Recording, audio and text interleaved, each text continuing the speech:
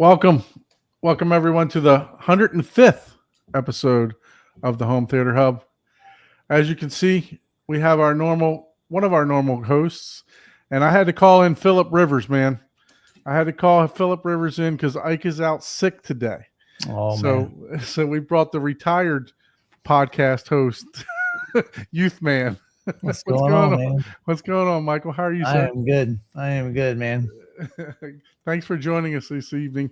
We have YouTube royalty here, everyone. So Yeah, I got like a 30-minute notice on this one too. So yeah, it was not planned at all. So I really appreciate you're dedicated to it more than I am. I literally came home from a Christmas party, and he's like, "Hey, I know it's short notice. Can you jump on a podcast?" I'm like, "I'll be home in like 10 minutes." I figured you're already on it or something. Nah, it doesn't start till 9:30. I'm like, who does a freaking podcast at 9:30? 9:30 every Thursday. It's only 8:30 at most people's times, and if you think about it, California, it's even earlier, right? Yeah. So it's later for the East Coast. We usually go to about midnight, but we're last show we cut it off a little early. We'll probably cut it off a little bit early this week. We are still looking for guests, by the way. I do have a guest lined up for next week. Crossing my fingers, everything goes well. Because usually when I mention it, something happens. But yeah, no. If you would like to be a guest on the show, please shoot us an email at hometheaterhublive@gmail.com. That way you could become a guest on the show just to talk about home theater. Talk about what you like, common like people talking about common things, right? So Paul, what's going on, man? How have you been? Been good. I'm taking the next week plus off. I'm heading to California, Temecula, to do some wine tours. So that's why I'm cutting it off early. I'm going to get a couple hours of sleep before I have to get up and when are you actually leaving? Tomorrow at 5:30. Ooh, yeah. Early day. Be there a couple hours early to get on the plane and all that stuff. So, and drive to the airport, obviously. So yeah, we got to get up pretty early. Yeah, for sure. Do you have the itinerary ready already? No. Which ones you're going to visit? I don't do itineraries unless it's something that's like a popular, well-known, like, I don't know what a specific thing. Like if you're going there to do something specific, obviously I would schedule that. But whenever I go vacation, normally I'm just like going there to live like a local and hopefully, talk to some people. As a matter of fact, Scott is gonna come down one of the days and stay in the same area and hang out. So that's what I'm all about. I'm not about, let's do this. I'm like, no, go there, talk to the locals, see what's cool to them, and we did the same thing whenever I went to Rhino District, and we found a couple places that were just completely off the beaten path, and one of them was an amazing little bar that overlooked the city, and it's not on any flyer anywhere. It's just, hey, this is where you go, and it was pretty cool. So that's awesome. Yeah, no, I would love to do something like that. I'm not a huge wine person or anything like that, but I mean I would still love to go and see what it's like. Yeah. So old Scottio. Speaking of Scottio, let me see if I can change this. So Scottio made us this background the other day. We got off of the stream early, and Scott and Rich jumped on, and I was like, man, we need a cool Christmas background with some speakers or something like that. So he started digging in like in 10 minutes and populated this. So thanks to Scottio. GPT is that hook me up, and it's pretty much. Yeah, so that's awesome. I got a rocket, right? One of our listeners, actually, Scottio was started off on the show doing like some news stuff, right? For us, and unfortunately his job took him away, but hopefully he'll be able to join us back soon. Now that he's got a new gig, I think. So we keep inviting him, but hopefully we'll get him back on. Those of you that don't know, Scotty-O, go back and check out the episode for Mr. Wiggles. Mr. Wiggles was on the show. So yeah, that was fun. Yeah, it's awesome. So it's fun. How about watching movies or anything, Paul? You get a chance to watch anything this week? I watched somebody that's horrible recommendations, but I went ahead and watched A Monster Call. Oh, you did watch it. Horrible recommendation, huh? No, I watched it. It was a pretty good movie. Yeah, I still haven't seen it yet, unfortunately. But it's definitely it's mixed hot, like a lot. Like my average is like -15 on my volumes, and it's all relative, right? But sometimes, like my Disney movies or whatever, I have to go up to -10. If I'm wanting to enjoy the bass, I can still hear it fine. But if I'm wanting to watch, get that good bombastic feeling, I got to go up to -10 on some movies. This one, I watched it -20. Oh, probably wow. could have gone down to 25, to be honest. Yeah, that's how hot it was mixed, huh? I was like, damn, that one's mixed pretty hot. Yeah, I told you, like I was fixing the Lindorf because it went into a boot loop, and then I came back and I just like it. Okay, once I fixed it, I usually have it started at -55. That's the setting, but I had to go back in and reload all my settings, and I didn't realize that they're all saved on an SD card. I thought it would redo everything, and I popped that movie on at like 12 o'clock at night, and my wife thought the house was falling down, and she has never ever complained about me about me turning the theater up at night, because I got that place pretty soundproofed, and my mother-in-law came down the next morning. She's like, my bed was shaking. so like literally the first scene is like, major bass. Yeah, it's called a Monster Calls, right? Yeah. I don't know if you've checked that one out yet, Michael. Mm-mm. Yeah, it's pretty interesting. I think you would like it. It's I think when I first saw it, I can remember it because I thought it was like a horror movie, and I was like, I'm not watching it. It's not a horror movie. It's a little. I wouldn't say kids, definitely more scary, but it's a little darker. It's like dark, but it's like it's actually a really good movie. It has a good. What they call that, thriller versus like horror? Yeah, well, but it's I don't know. Is it? Yeah, it is called psychological drama, adventure drama, family fantasy. Yeah, but it's a pretty wild movie. Nice. It's got a good message, I guess, or it's interesting. It's dealing with, like, I don't know, along the lines of, it's not mental health, but it's like dealing with your own struggles, right?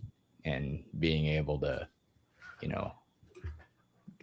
because sometimes we have emotions, right? Or thoughts that we're just like, oh my God, it's just like, only this and that would, it's like, why, but in this movie kind of touches on that. So it's pretty good movie.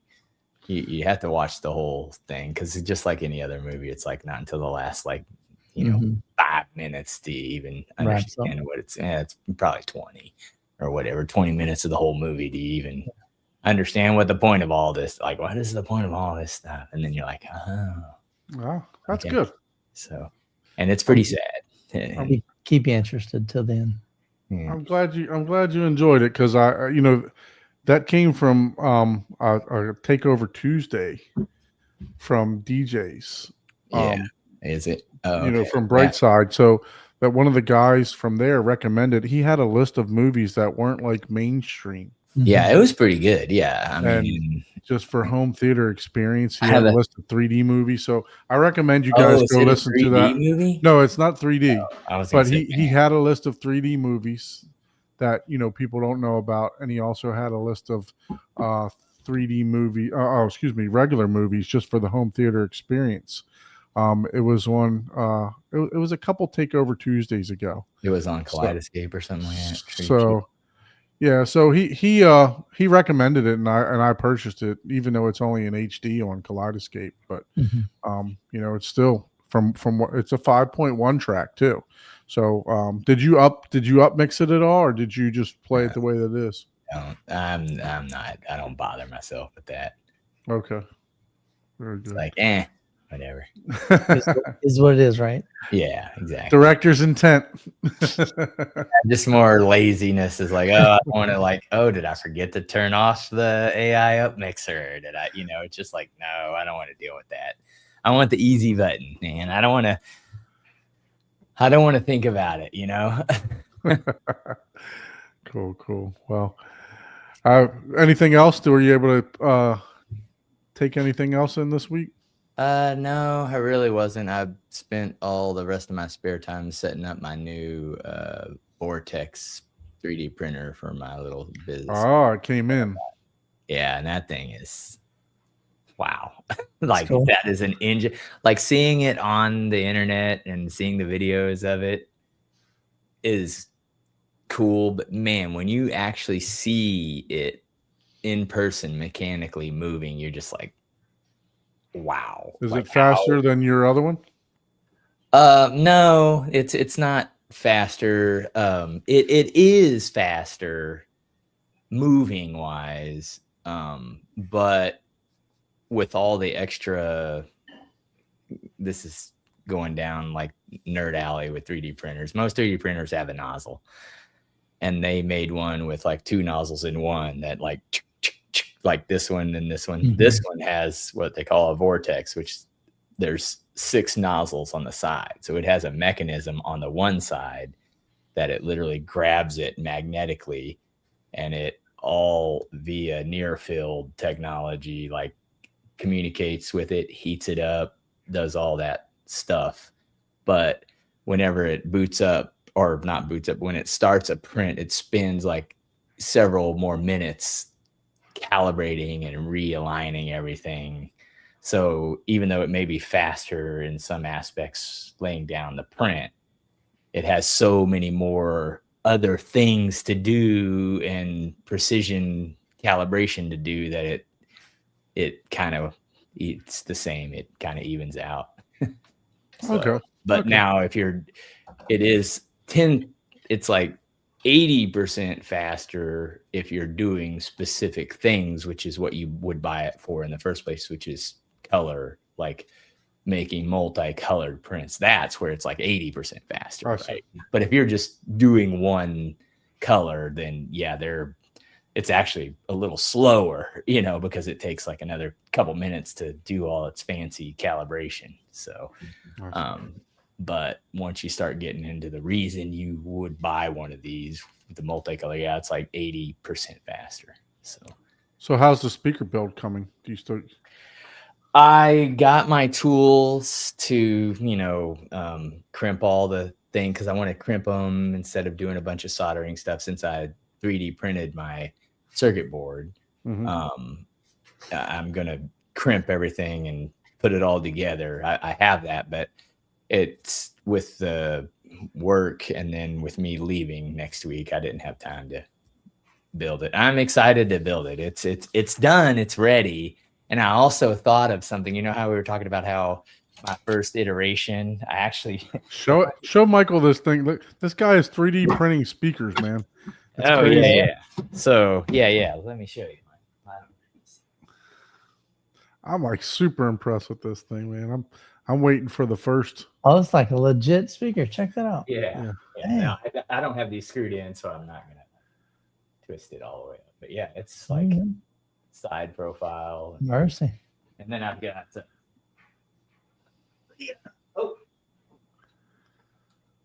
a circuit board that I 3D printed and put all the components on.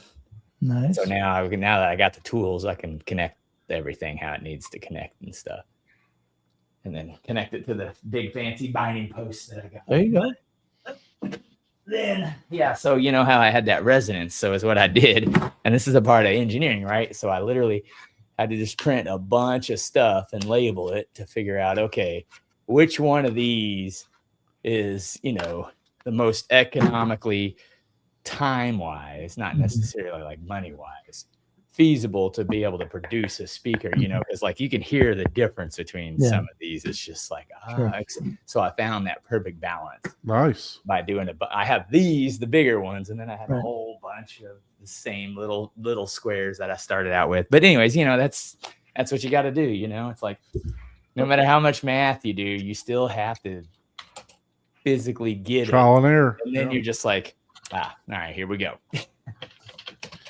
Yeah, so it's pretty crazy how he put together this 3D printed that the whole speaker, and you can lay that on the side. It can be a center channel too, right? Yeah. It's here's the, so you can lay it on its side. And, that's cool, man. You know, I got all this, you know, whatever.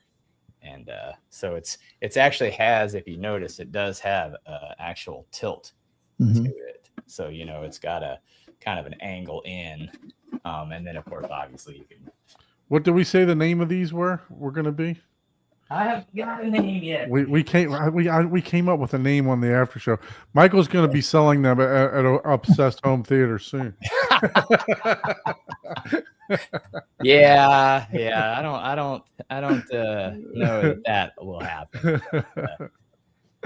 No, I wish the best for you, man, for That's sure. awesome. No, it's a fun deal, man. Yeah, for sure. Especially if you figure out something that you really enjoy and something that has a great it's just fun. signature. And really, for me, it's about perfecting my CAD skills. You know, because that is there's more demand for, you know, CAD designers than there are home theater salesmen. As much as I love home theater, you know, and the group. So, and audio. Hey, Derek, what's going on, man? How are you? Thanks for joining us. Can't hear you. You're on mute. You're on mute, Derek.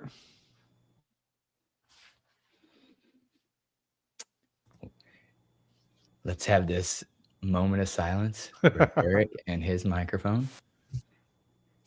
That better? Yeah, that's better. There we go. It picked up the wrong microphone. It was trying to do it off my MacBook, not my AirPod. Yeah, Oh, sure. good. No problem. Anyway. No problem. Sorry. Man. Hey, Michael, how are you? I'm good, dude. Good to see you finally again. Yeah. It's been a whole week and a half. Oh, you guys got together, huh? Yeah, we No, meet just a month on Patreon, on Zoom. So Oh, okay. we all connect. Yeah. And Yeah, share you updates. always do it on Tuesday night, and I forget about it. And I'm like, then I check my email a little bit later, and I'm like, shit, I missed it. I send it out like 2 days early. I know you do. I Then know I you send do. a reminder usually 15 minutes before it starts. So yeah, don't give me that crap. No, it's just, I don't look at my. I hate. Look, I even tell Ike this because he sends me emails and stuff, and Yeah. I'm like, dude, I You get unplug? 500 emails a day Yeah. from work. I don't want to see another email after I get home. You know, I don't even mind the emails per se, but I was out for 2 days and I checked my inbox. I had 1,500 emails. Yeah, that's wild. 8 of those Yeah. Were for you. were related to me. And out of those 8, only 2 of them were actually, hey, this is something you need to action on. Right. Yeah. So what percentage, you know what I mean? Like that's a pretty low percentage. Yeah, but you still got to take the time to go through them and read them and know what's going on. Yeah, yes, I have got 3 managers that work for me, and but they want to copy me on it to let me know what's going on and this and that, and I got to know because when Yeah, well, we yeah. had to reduce this, we had to do this, we had to do that, and because you still got to skim through them. But a lot of times, if I see like it says got it, I'm like delete. Some of them I don't even open, but it's just like, man, I just don't want to see an email. After I'm done, after I unwind for work. So it's just Mhm. like. I understand that. Yeah. I used Hey, to take get it. 80 to 120 calls a day at a call center. I worked for Wow. Progressive Insurance as a There you go. call Yeah. center rep. So when I got home, guess what? The last thing I wanted to do was answer Yeah, a phone. exactly. Back when the Oh, phones wow. used to Yeah. actually ring hmm before we had Yeah. texting. Yep. Yep. Phone phone ring. I'm like, Jessica, that's yours. I don't even care who it is. You talk to them for me. If you need to know something, ask me. But I'm Sorry, done. Mom. It's not your time. That's right. I am You gotta call me first thing in the morning. out. A lot of words. Yeah. No, definitely understand that. You Yeah. got to unplug for sure, Mhm. and just, Yeah. and that's why I do this show. I know I talk about work on here, but I try not to. Mhm. But just unplug and get work off the brain and everything else like that. So it's a release for myself. And look, I appreciate all of you listening to my boring ass. So, but so how about you, Mike? Were you able to partake into anything in the theater, or what you working on in the theater? So the biggest thing I started watching. So one thing that's really nice, Jessica didn't ever use the theater room, and now she uses it 2 times a week. That's She awesome. loves watching Survivor with me. Her and the girls, and I would pop in every once in a while. They were watching Dancing with the Stars. So of course, I'm cranking up the music for them. They're jamming in there. And then she likes watching Amazing Race. And then I got into watching the new Stranger Things. Ah, That sounds stinking phenomenal, especially for streaming. Like truly, truly phenomenal mix. so you've watched all the previous Stranger Nope. Things? No, No, so I went straight to 5. jump right into season 5. Yeah, I watched a little bit of season 1, and I didn't really get into it. And then season 5 came around. I'm like, I'll pop it in. And I was like, dude. And I'm just fascinated with the sound. But then that drew me into the story. And then I'm like, oh, this is actually pretty cool. It's interesting. You are a madman. How can you possibly jump from 1 to 5? Yeah. Oh, my brain would hurt. No, But I'm also the I same guy have to go on the way. start reading a book and get to like the climax and put the book down and never read it again. So it's just the way my brain's wired. It's a bit different. Yeah. Yeah, no, I know it's not normal, but yeah. I watched the first season, Mm-hmm. and then it came back on, and I never watched it. I've paid for Netflix for multiple years now, and Mm-hmm. Look, I'm telling you what, their streaming is definitely getting better. Derek, what's going on with your I'm Zoom, like, man? look at his nose. What's up? You're on mute again. I Yeah, think we it's can't hear you. his antlers must look like shoulders or I something. don't know. We see your It's probably best you couldn't hear me because of the rant thing that was going on. Yeah. You're all good, man. Don't worry about it. We're Let me not just, how's this? Is this better? No, we're No, not it's not. professional at all is it here. automatically like following Yeah. you? Or? it is, and like- but it's not supposed to be on. So that's the part that's like, That's funny. Oh. Nah. Do you have a Where- Mac? Or yeah, it is, but it's the OBSBot meet, okay. but anyway. Ignore me. It's all good. Try to man. ignore me while you continue talk amongst yourselves. You're all good, man. You're Hey, all- at least Don's not the only one that has Yeah. technical difficulty. Look, We all you guys rubbed off on me. Every week you were having technical difficulties and that. Oh, it's more like the other way around, man. I was like, what the heck? Yeah, every time that I've been late, it's been because I'm like, okay, I'll connect in some new thing. I'm like, what? Like, oh my gosh, really? It's like, and I'm not hey, let's sit here for 30 minutes, Okay. and stare at each other before the show, What's going on? What's going on, Scott? Thanks for joining, or Kat. I'm not sure, but thanks for joining us here. Been watching your progress. He's Watch going nuts. what, man. I'm telling you what, this guy. I saw Gene. I saw some videos with Gene there and stuff like that. Man, I'm telling you, I'm honored that I got to do a private tour at Scott's house. It was unbelievable. I mean, just fantastic what he had set up. I can't imagine what he's getting set up. I know. With the new setup, Mr. Fistifer will return. 24. Oof. That's a lot. Yeah. The doors are gonna blow off of that place, man. I mean, it's just gonna be insane for sure. I'm gonna have to make it to the next get together for sure. Once, Yeah. you know. Yeah, we'll have It's to. already booked. You missed out. Yeah, I'm pressed, man. I'm pressed now. Just messing around. Yeah, he literally he posted, I think, say day one, and by day two it was done. Yeah. Yep. No, that's fantastic. Scott, you and I know you influenced Scott to start his YouTube channel and everything else, and he's blown up since then. But He's doing Michael, he's doing a fantastic job there. I just can't press the freaking record button for me. So to even start doing it, but congrats to him and Kat. Well, he's put in the work. When I was getting ready to leave, I don't know, I guess it was 2 trips ago maybe, and he just out of casual, he said that him and Kat were thinking about doing a podcast. He's like, I'm like, well, why don't you? He's like, well, I don't really know what to do. Like, I don't know what equipment I need. I said, hang on a second. So I went and grabbed my laptop, pulled up some software, told him, here's roughly what you'd need. I said, go for it. What do you got to lose? And like you said, just hit record, share your love, share your passion, share your story. Mm-hmm. And man, he just went gung ho, started posting and just going nuts and having a blast. And that's really what it's all about. And just finding people that connect with you as a person and connect with your story and connect with your insanity. He's just on a whole nother level, man. He's been big in the community too, like Facebook, way before way before that, and way before He's you. been growing his channel. Before.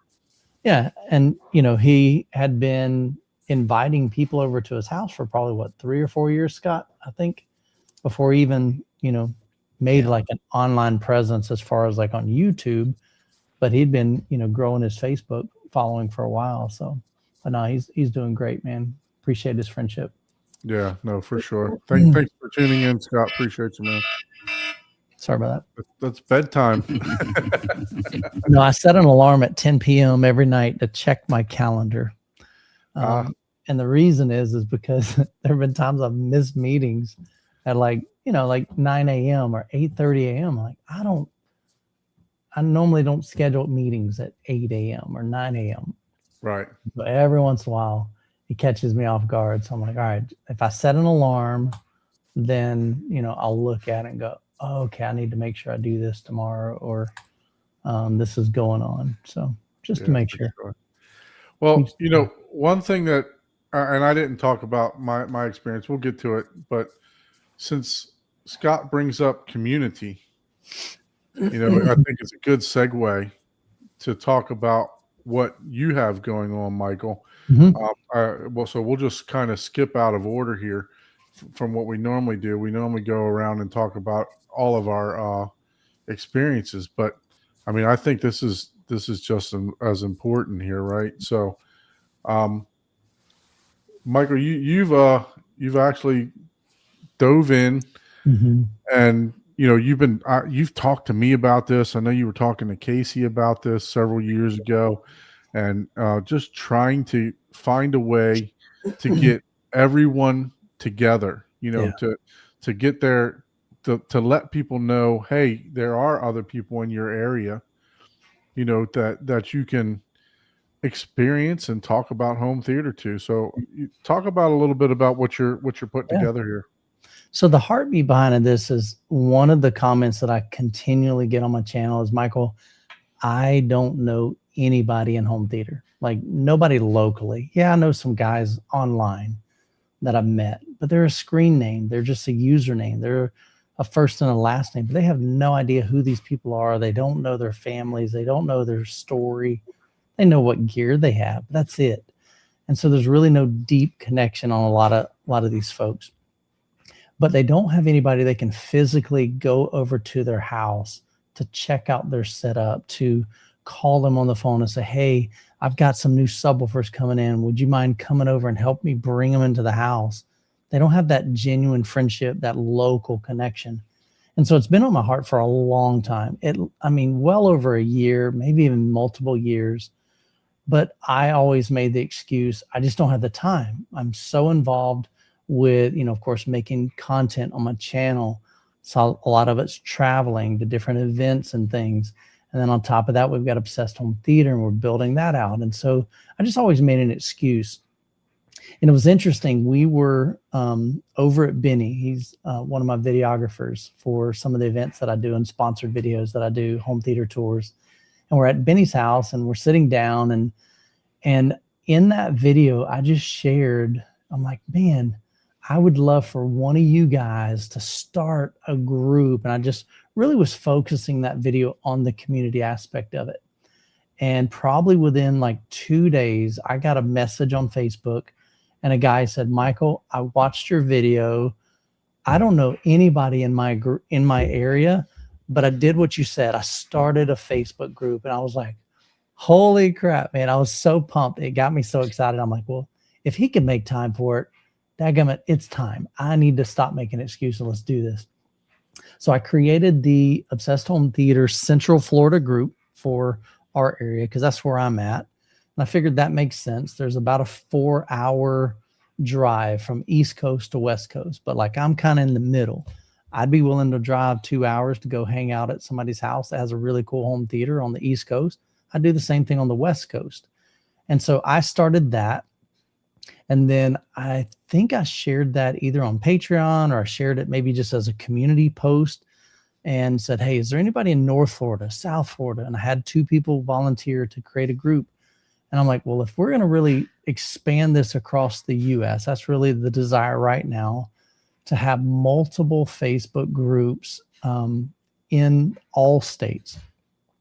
Depending on what, how big your state is may depend on how many groups are going to be in that state. And so I thought for us, we'll at least have North, Central, and South Florida. We might do a Northwest and a Northeast. We might end up doing a West Central, a Central, and an East Central.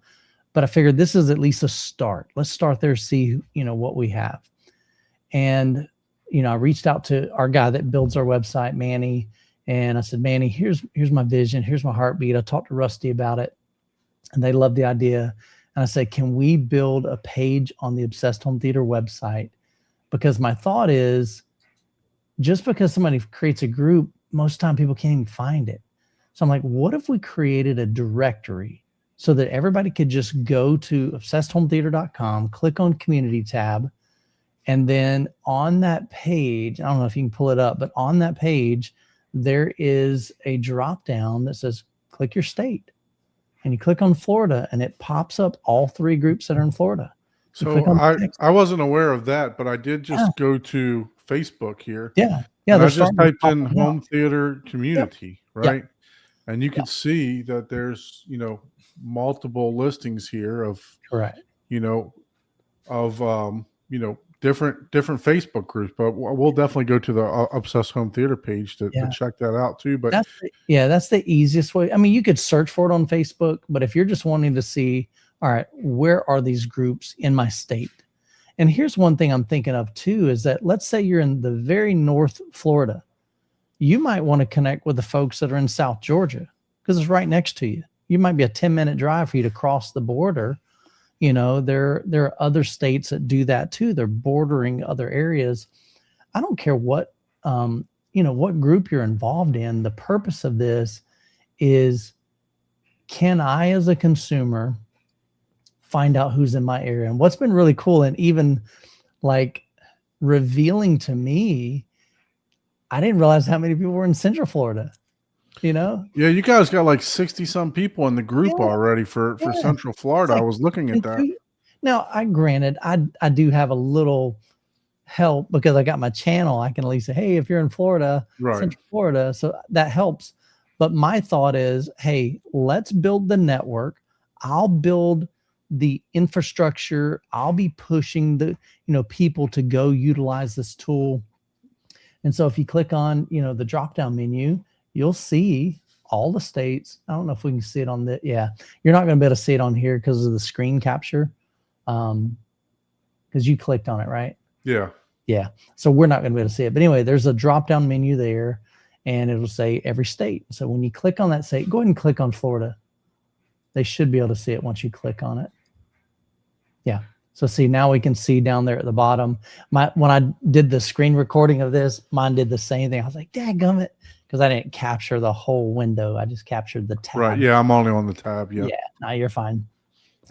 So in this case, you would just look and see, is there a group there? And if there is, click that. It takes you to that Facebook page. You can request to join. And so, it's a private Facebook group. And the biggest question is, do you live in that area? We don't want Derek. I mean, I love Derek. Derek's a great friend, but I really don't want him in my Central Florida group. It doesn't serve any purpose. There are plenty of other groups that are out there that's just big. I know he's weeping. We're going to get a community in your area though, bro. I promise. It's fine. We may already Derek's have like, I'm a $100 Southwest flight away. it. Right.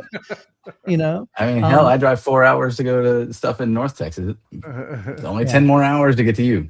Yeah, exactly. But the thing is, the whole point is like, man, let's help people find really like these close people that are within 30 minutes, an hour. Because where I can see this and the vision behind this is, let's say all four of us are in Central Florida and I've never met you, but I met you through the Facebook group and, I host a get together. And so you three guys come over and some other guys and we have some snacks and we hang out, we do some demos in my theater room. And at the end of it, we're like, man, this was fun. We had a great time.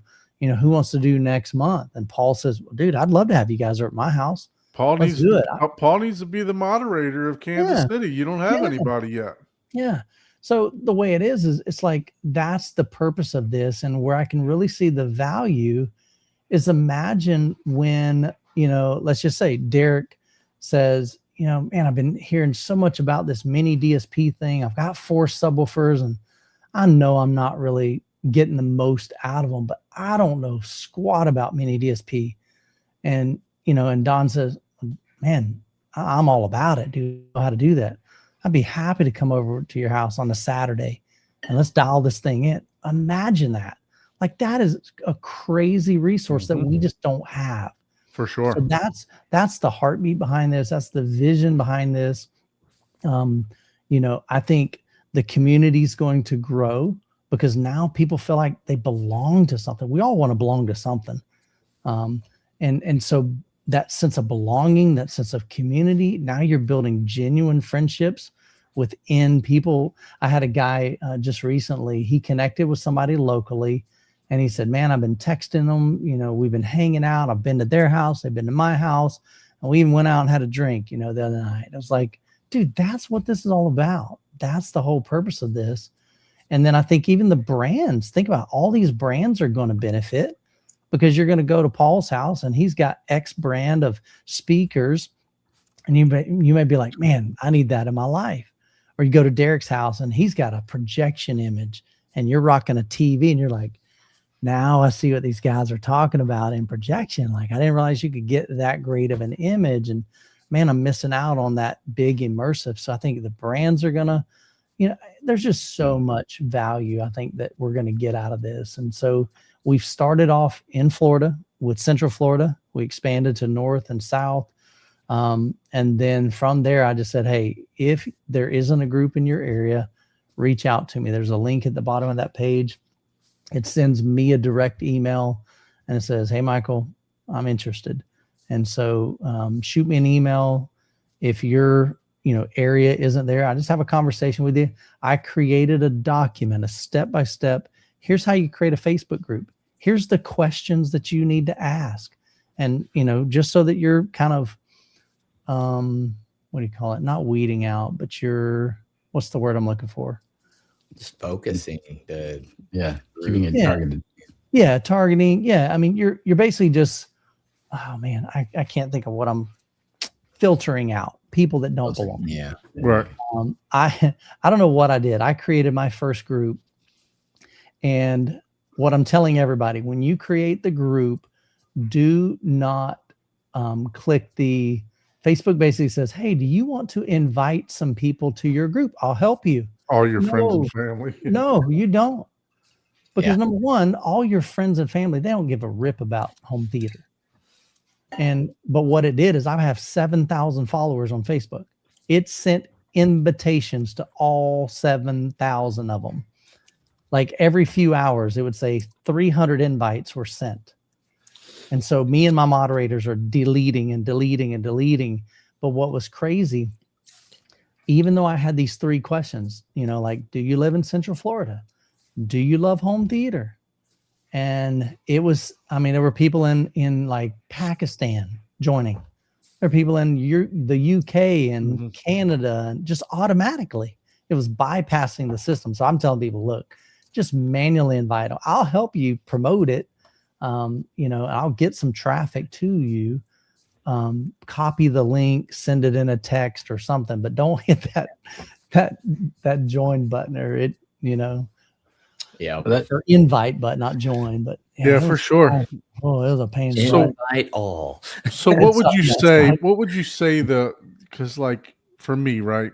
Yeah, I'm 3 hours away from you guys. I can correct. be there. In Yeah, three and a half it's a hours. big drive for you. So it depends on Right. on So what if would you're you say? willing- What would you say the parameters would be? Because I struggle with it. I'm like, should I join the center the central group also? Because Yeah. I'm 100%.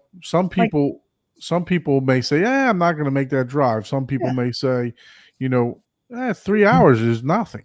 Right. Like Derek said, I drive 4 hours to go to 100%. Texas. And I think that's I totally drive fine. to Scott's. Yeah. Just because it's like, what am I going to spend?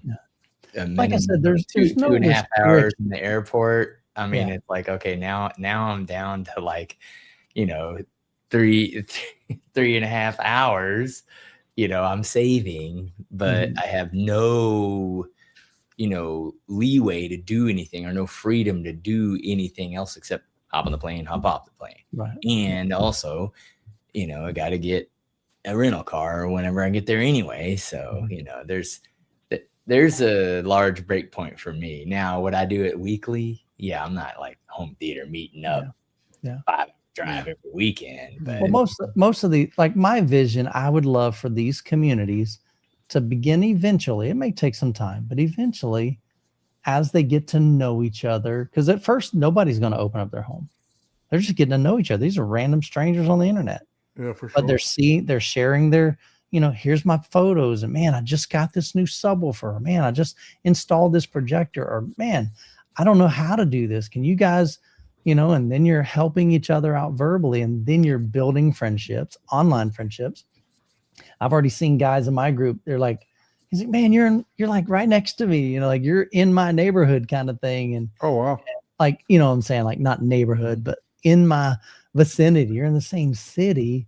He's like, Yeah. we need to connect. He's like, absolutely. They're already making those connections and building those friendships. And they're, man, dude, I'd love to come see yours. And absolutely, I'd love to have you over mine. So even though it's not, a big event yet, Oh, don't smile too hard. it's going to just become- the way he worded it, man. You show me yours, I'll show you mine. It was in my brain, but I didn't my say God. I it. was trying to stay away from it, guys. yeah. See, I didn't go there. So I'm Oh, I tried to not. but Paul was Don smirking. had to Paul was comment on smirking. my- I knew it. He's like, I hear your brain saying stuff. I'm like, yeah. Well, and- I was talking about Chuck. He met some guys at an event over at Maximum AV, and he found them and got hooked up and connected with them, and they're texting and calling. That's what I want to build.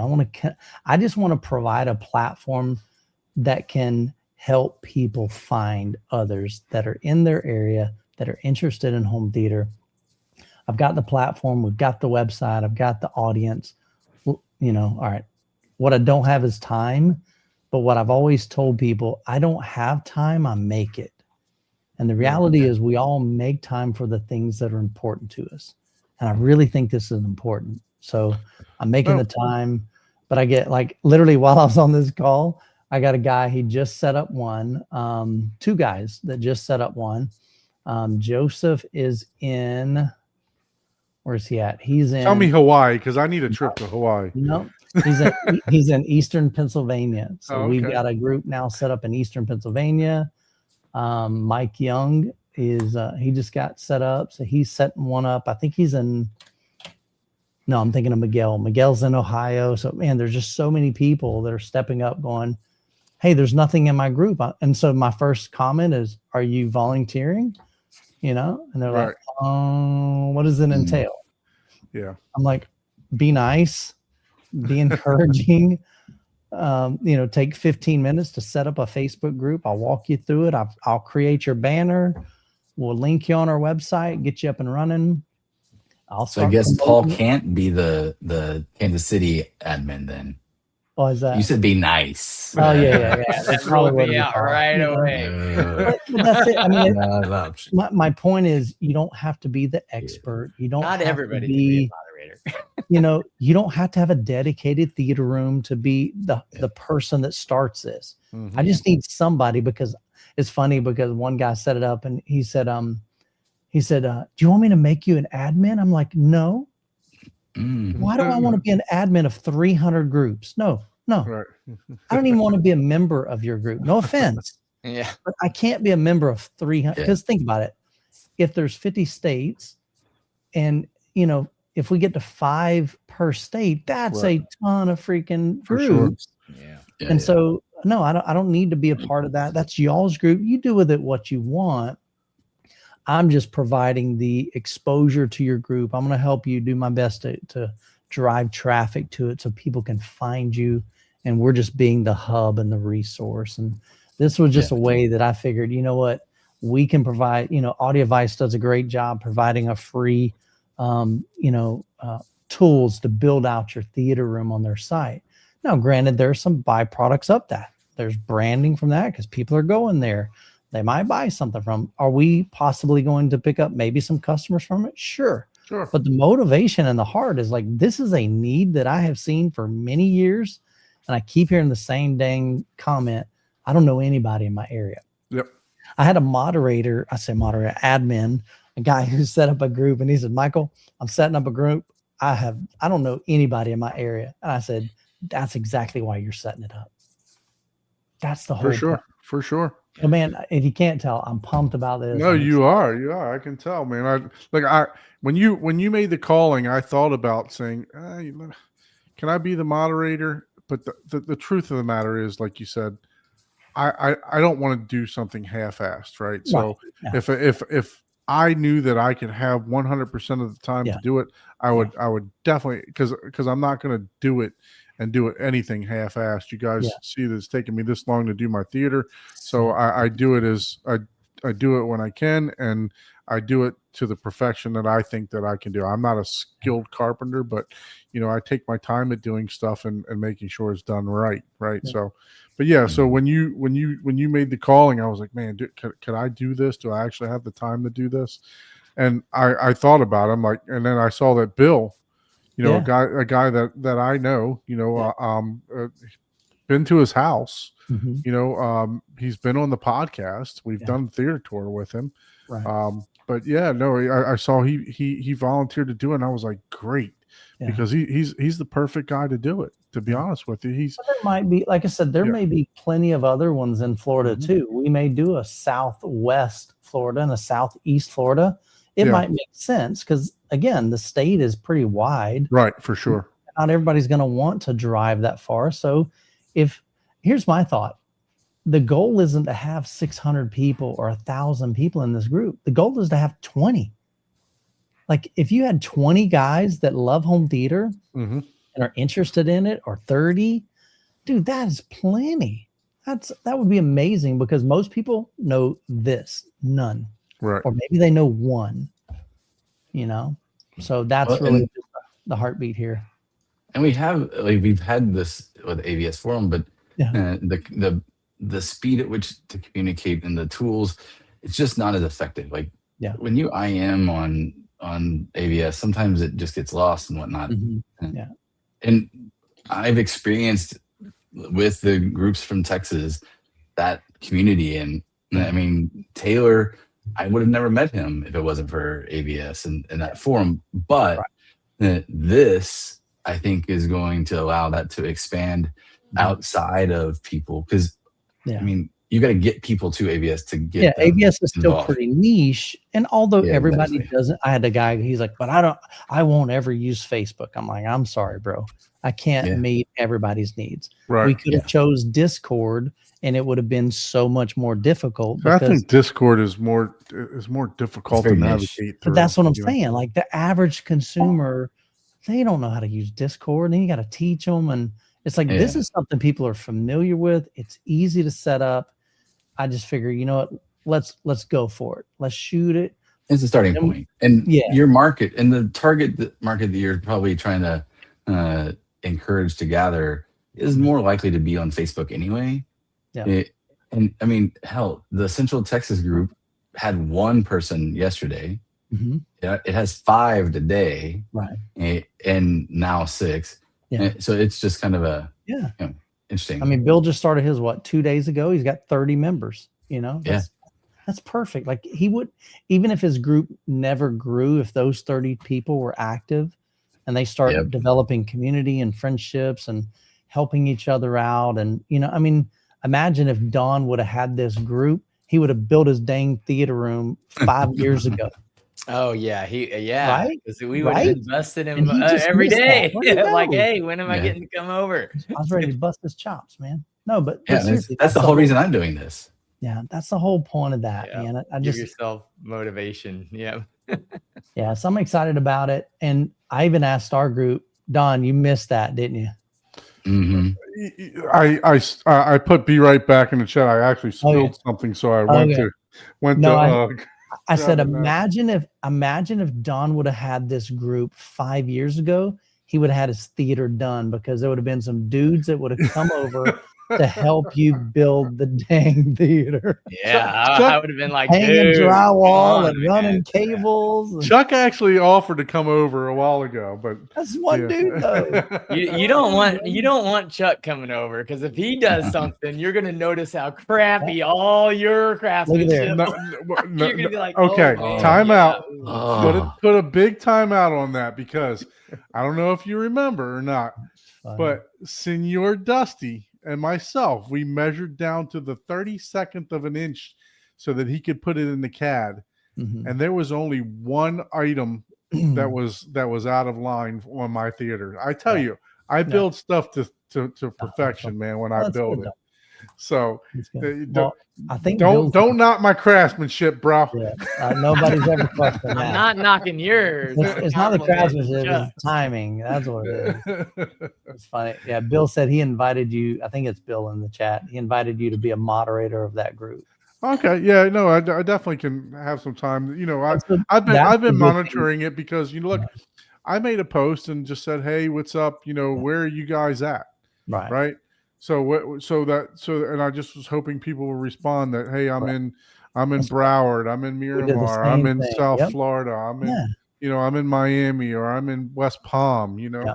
So What's that gonna be was cool is you may find 3 guys that live in your stinking city that you didn't know existed before. for sure. That's Yep. the whole point of this, man. So And it's what's cool actually is- got me looking at because I stopped looking at Facebook for a little while. It's got me looking at Facebook daily now Mhm. again because I'm like, hey, who else is in my area? Yeah. So I'm excited about it, Yeah. right? I know you're super passionate about Yeah. it, but I'm excited, man. I want to get some people over to the house. I want to get, I enjoy having people come over. Senor Dusty came over, Chuck came over, had a couple other people come over to check it out.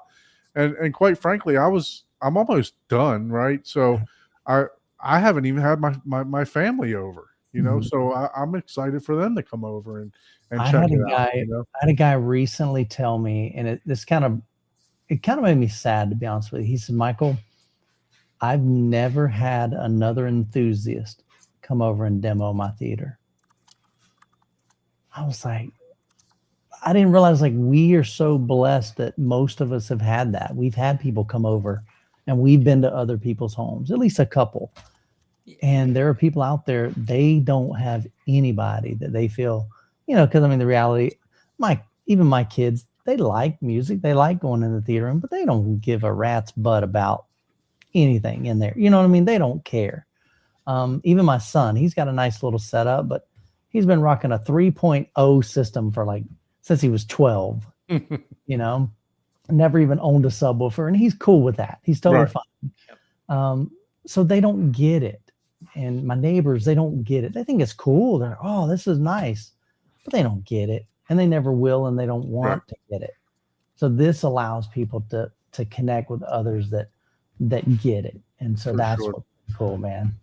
For sure. Yeah. No, look, I appreciate you coming on talking about it because, and sorry for the very short notice, but it's all good, man. Appreciate you coming on and talking about it. And, you could just see the passion that you have about it, and you've always been passionate and very supportive in this community. So I thank you. I'm sure all of us, thank you. I'm sure all of your Patreons and people that watch your channel, thank you, because you've definitely done a great job of bringing your community together.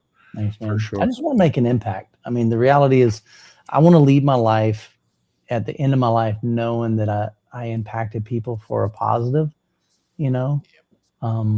more than just subwoofers and speakers and projectors. I love all that stuff. But to me, like this right here, these 4 guys in these squares, that's what matters. The friendships, the phone calls, the text messages, there's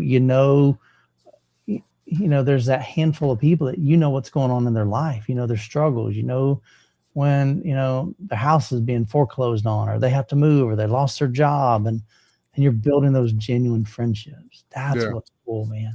Well, hopefully none of that's happening. No, I hope not either, but the reality life hits us sometimes. For sure. And what's cool is when you have a community that gets it, they understand it, or, like your system is just, it's broken. It ain't working, and they get it, and they're like, well, let me come over and let me help you fix it. Yeah. And Scott touched on that earlier in the show, such a great community, lots of friendships made over the years, for sure. That's what, to me, that's what it's all about. And, again, nobody wants to see home theater die. Like just like the 2-channel audio files, they don't want to see that die. Yeah. But the reality is, if we don't bring new people in, if we don't get them excited about it, it will die like anything else. And so I want to bring in new people. I want to teach people. But, these groups, imagine I host a home theater get together in January, which I'm going to do. And let's say Bill, he's got a living room set up, but he's got a friend that likes his setup, but he has never done anything in his house. He's like, hey, can I bring him? Well, yeah, you can bring him. And then he comes to my house and he goes, dang, I want this in my life. And then he gets pumped up, and now he goes home and he starts researching, and he figures out he wants to do a big TV, or he wants to do a projector, or, and so I just think there's so much good that can come from this. And I think industry leaders are going to win from this. Brands are going to win from this. Consumers. I think it's a win-win for everybody. For sure. There can be negativity, there can be drama, there can be whatever, but of course, anybody's going to try to say that you're doing this for self-promotion and everything else. But you didn't even ask to come on this show, but I'm going to promote. So let's talk about full transparency. I hope that we get some kind of benefit from this. If we don't, I did something for the community, and that's amazing. If nothing else, we're getting brand recognition. People at least know who Obsessed Home Theater is, and that we're the ones starting this initiative. And of course, and I appreciate what Michael's done for the community. I'd love to support him and buy something from him. That'd be great, but that's not the purpose of it. That would be a byproduct of doing what's right and meeting the need of the community. And like we said, I literally text Michael. Yeah, he was like 15 minutes before it was about maybe about an hour before the show. So, hey, you want to come on and just talk about your community? So he has no idea that I'm going to talk about, you know, what brands he sells. Like Mhm. I'm a dealer, Derek's a dealer, Mhm. Senor Dusty's a dealer. You know, we there's plenty of business for all of us, right? 100%. And I want to 100%. promote people just like you want to promote the community. I want to promote brands and different communities and different people. You know, we all, there's, like I said, there's room for all of us for 100%, sure. You know, man. and I don't do this for a living. I know you do this for a living now, and you do, you know, your YouTube channel and stuff like that for a living. So by all means, if you guys are, you know, looking for stuff, Mhm. you know, Yeah. contact Derek, contact Senor Dusty, contact, you know, Obsessed Home Theater. So let's talk about some of the brands that you're carrying. And like I said, this is nothing that, you know, was scripted or anything like that. So I want to get that out of everybody's head right now. I asked Michael to come on here and talk about the community, but I feel like, you know, they're offering quality products here. Mhm. So we need to talk about those too. So you made an announcement not too long ago about bringing on JVC, right? So Yeah. you're JVC projector dealer, right? Yeah. And I believe you got like one of the most hardest licenses to obtain with JVC, or hardest like dealerships to be with JVC, to where you can literally sell through the internet. Is that's correct, right? Yeah. The short version of that is a lot of brands don't want to sell online, like an add to cart. There's some brands on there, if you went to like Red Atom or Mad VR, you're not going to find a buy button. There's a contact button. It sends us an email and says, hey, I'm interested in Mad VR. I'm interested in this. Then we have to have a conversation. But with JVC, we have made an agreement with them that we are, I think, their 7th online retailer.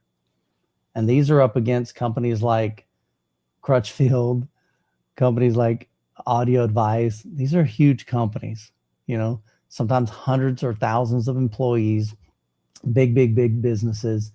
And I'm truly, truly grateful, and I'm honored that JVC trusts us enough with their product, representing the brand, that we're going to honor our agreement with them, you know. And it's strict, man. It's like a 6-month process for us. I mean, it was back and forth, a lot of legal documents, a lot of agreements. And so it's a big deal, because they want to make sure, like, look, here's our guidelines. Like, they're real specific on the website. You've got to have this. Whereas a lot of other brands, we have the flexibility. Like, most of the descriptions I write, you know, because I don't want this to be just a regurgitation of the brand's website, not a copy paste. This isn't AI. This is Michael saying, here's my take on it. Here's my experience with this product. And so, you know, that's why, you know, we just wanted to provide something different. Our website doesn't have everything. We don't want to carry everybody's brand. I want to just select a few specific things that I know and that I love. Not that other brands aren't great, but this is just the brands that I love. We just brought on Mini DSP. We, not too long ago, brought on Red Atom. JVC is very new. And so we're slowly building the case of why Michael chose these brands, why I use them in my theater room. And, you know, if I like them, I figure there's other people out there that would like them too. And then we're going to teach them how to use those, set them up, calibrate them, and just have a good time with it. For sure. So do you have the new JTR speakers on there that Scott is going to be? No. So we don't have any of that on there. That's top secret. Scott hasn't even revealed that on his channel.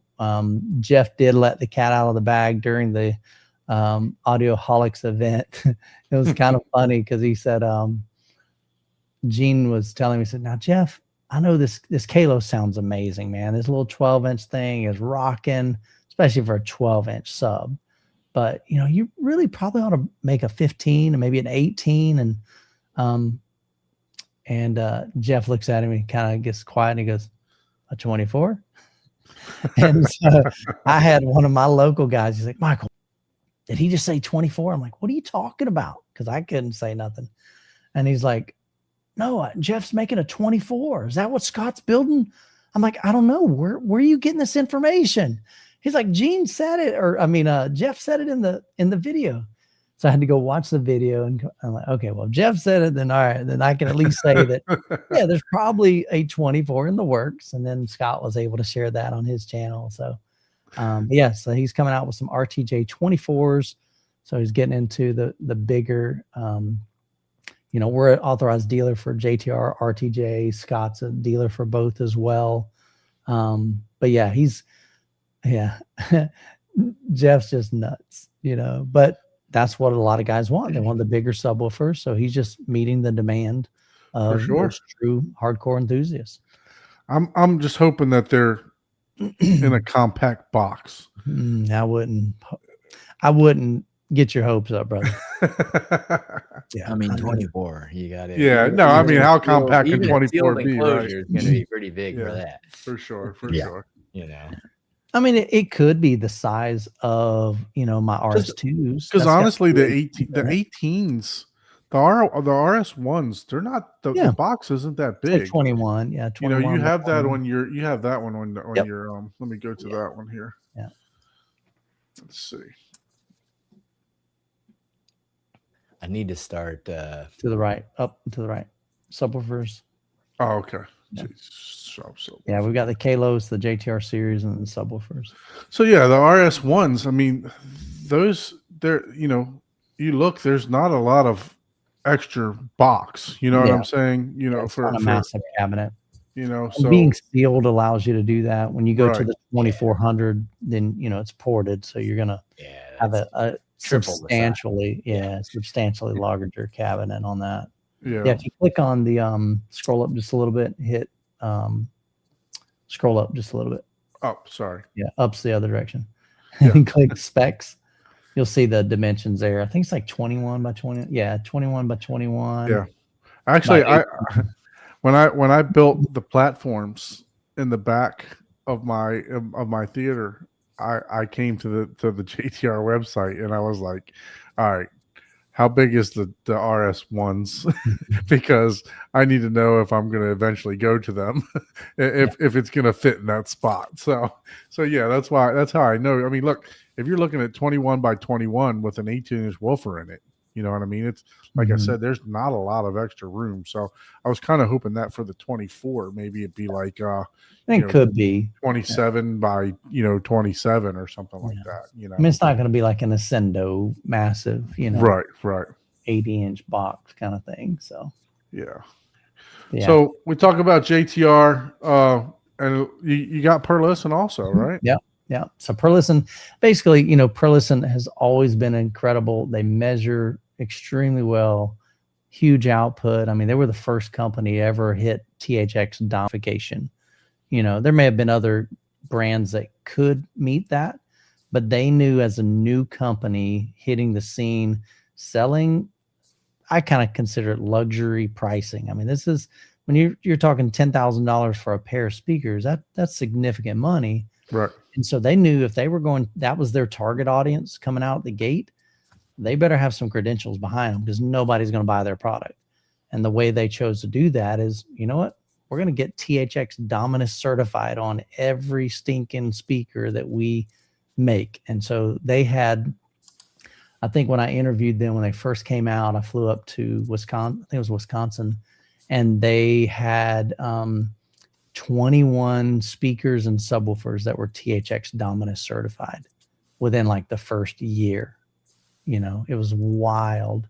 And then later they came out with the R series, which is a much more, it is much more affordable, but it's still pricey. Yeah. But it's about half the cost of the S series. And so we're an authorized dealer for them. So if you need something beautiful, or they also have an amazing in-wall system. Most in-wall systems are compromised. I don't feel that at all with the Perlison system. If you need something that saves some space, clean, but just like Matthew Pose has a full in-wall system, and you would never guess that Joker was an in-wall. If I walked in and closed my eyes and he cranked it up, I wouldn't go, yeah, sounds decent, but it's probably in walls. No, like this thing sounds like a freaking mini tower. He's got them big bad boys, the 7. I think he's got the S7 eyes. Yeah. They're monstrous, but he's got big LCRs right behind the screen, and then he's got the smaller ones for his surrounds. Again, they're not cheap, but they perform amazingly.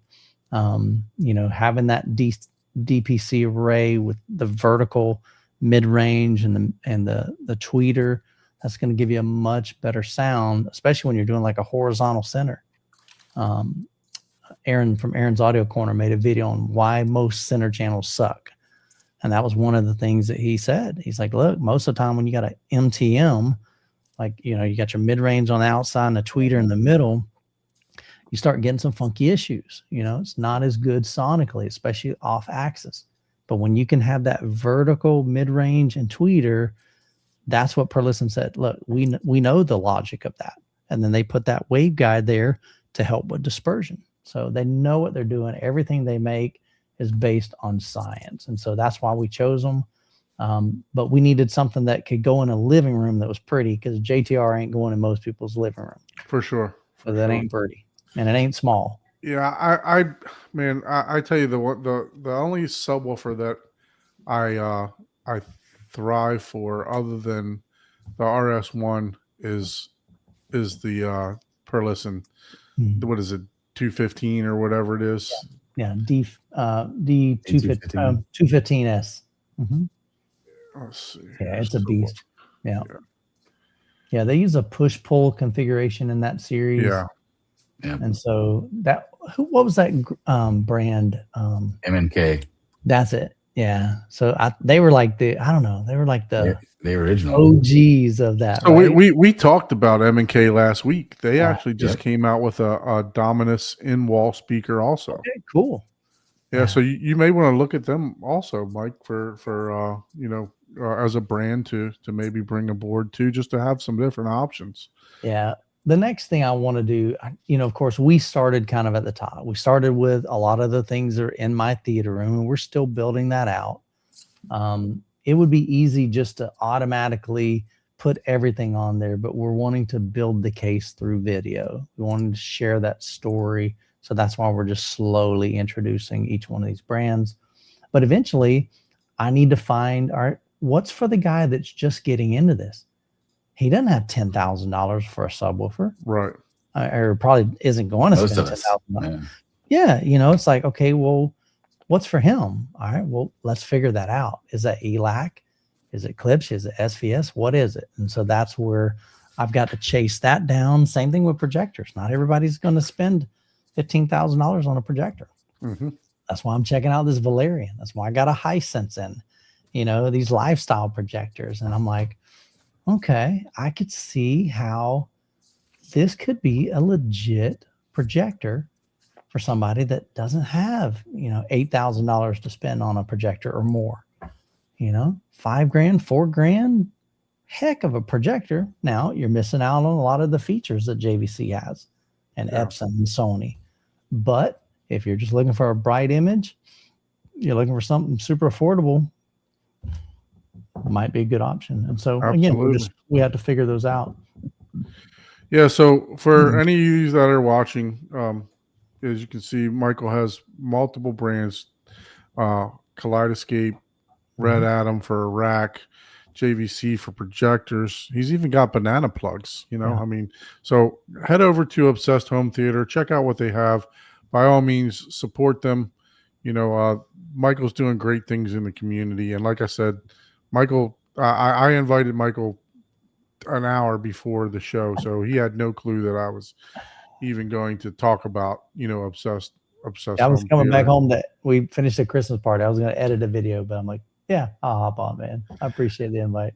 Yeah, no, I definitely appreciate you. But Paul's saying that he's got to jump here very shortly. So I just want to, before you leave, Paul, I know I kind of gave you a little topic. So and the topic that I'm going to go around the room, and then we'll get back to what I've been working on and watched in the home theater. So the question that I got for everyone, even in the chat, obviously we got the Christmas background going, right? So, or holiday background. So, what are you sitting on Santa's lap and asking for, Paul? Wow. Wow. Well, I'm gonna leave that first part out. But Wow. You're more than welcome to partake whatever you like, man. If that's the first gift you want. I'm more of a giver, not a receiver. But hey, to each their own. Oh goodness. I had to go there. No, seriously. What's on your short list for cost no object? Obviously, we all want a Christie projector, but something reachable, right? Attainable. What's on the short list of your Christmas list? I don't honestly. As far as home theater wise, there's really nothing on. I'm trying to think. I was like, is there anything that right now? The only thing that I want to do, hopefully before Christmas, is finish my DIY speakers that I got, and because right now this is just Gen 1, right? So it's what I want to do is get my prototype built, listen to it, see what it sounds like, and then what I really want to do is, how we did our $10,000 affordable theater thing. Yes. I want to do that, but even cheaper. I want to basically have the first fully 3D printed home theater. Okay. So more parts, I guess, for what you got. What you're using. What speakers are you using for you the right drivers? Now I'm just using the Parts Express Dynaudio. The tweeter, man, you can tell that thing. It's a dome tweeter, but man, that thing's like a beast. The mid ranges, I'm like, they feel like they're cardboard, but the tweeter, man, it weighs a couple pounds. I'm like, what the hell? So I know, Michael, you've done I don't know if it still ranks, but you did a home theater tour to where the guy did all DIY speakers, right? Yeah. And at the point in time, you said it was one of the top theaters that you had been in. Yeah, that was if you search for on YouTube, if you look for Youthman, let me see. I gotta remember the word. It's not Epic. Youthman. Oh man. But it's Michael Persano. He's actually down in Florida. He's down on the kind of like west, kind of south. Here we go. Excuse me. If you search for Youthman End Game, it's big yellow writing. It says End Game Home Theater, 206-inch screen, but he has DIY sound group. Big, massive subwoofers. He has 421s, maybe something like that. Wow. In his room, but it was all DIY. It's a cool stinking room, like a really, really nice room. It's a big room too. Wow. Yeah, he's got like 12 theater seats. And this is the guy that hooked me up with Red Atom. He can afford whatever brand he wanted, but he chose Red Atom. And so when we started Obsessed Home Theater, I reached out to him like, what was that brand? And I went back to the video and I'm like, let's check this out. Let's get one in. And I'm like, dude, this thing's great. It doesn't have some of the features that the other ones don't, but the reality is like a Middle Atlantic will cost you twice as much. So this is way more affordable. For like a 42U, you can get for $1,800. So, and it includes all the shelving and everything. But anyway, so he was running Emotiva amplifiers. It was funny because you see in the comments, they're like, I can't believe he's got this amazing theater and he's running Emotiva amps. I'm like, I guarantee you couldn't walk in that room and listen to it and go, you know what? Everything sounds great except he's got crappy amps. Yeah. crap. Yeah. You know what I mean? Well, I'm taking offense So now because I have weird. Emotiva amplifiers myself. Yeah. But you know, you got these snobby people that they're like, well, Right. if you got money, you need to I be need the amplifier that'll last 50 years. It's like, Yeah. or I could buy this one like 25 times if this one. Yeah. So It's like, he's got an amazing system. But yeah, that's a DIY sound group. Phenomenal system. I Sounds tell you what, really good. I like Emotiva because one of my buddies, one of his Emotivas, I forgot what it was. Anyways, I put it on the old workbench to repair it, and there's a circuit detector because you can do 110 or 220 on there, and basically it was detecting the wrong voltage.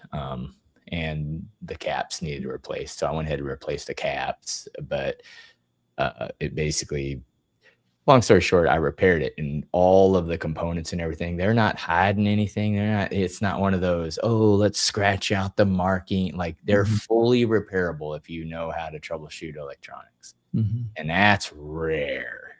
Yeah, I mean, usually it's like, oh, let's make this board and let's put black epoxy over everything so you can't even touch the board without completely destroying it.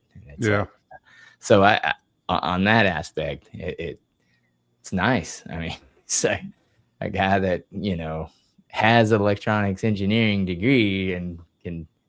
I was like, man, these are nice, and they're good components too. I mean, they're not your golden component, but they're not low end components in those at all. They're Look, I wonder because I had thought about just for voltage matching with my Lindorf. I wondered, should I go ahead and get the MX8 amps? You know, the noise floor, I think I'll hear a small difference, but I don't have any hiss or hum in my speakers or anything like that. So I'm not searching for noise floor. You know, I don't, you know, usually when you want to upgrade, you want to try to find something that you have an issue with, right? So I'm not having any issue. And I even talked to Abe. I'm like, you know, what do you think? He's like, man, those amps are working fine, you know? So, you know, it's my front, I have the DR3 from Emotiva, and so I'm getting 650 watts to my front channels, you know? So it's and then my side surrounds are getting over 300 watts to the each of the side surrounds too, and along with the Atmos speakers. So I don't feel a need, and they're not like, I did have 4 amps hooked to one 20 amp circuit, and when I really got on it, the DR3 would star for power. But since I moved it to a second 20 amp circuit, not an issue, period. So I got 3 amps running on 120 amp and the DR3 running on a second 20 amp, and man, I enjoy them. So yeah, just to give promotion for Emotiva too. Yeah, that's cool. Yeah, well, with that's pretty much all that I've. So you're just looking to get your stuff done and get some parts. Yeah, I'd like to get something done with all this, you know, equipment purchase. You know, no Epson upgrade to the brighter projector. You know, it's not that much brighter. Okay. I mean, not well. The depends on which one. I know you're an Epson fan. $60,000 one. Yeah.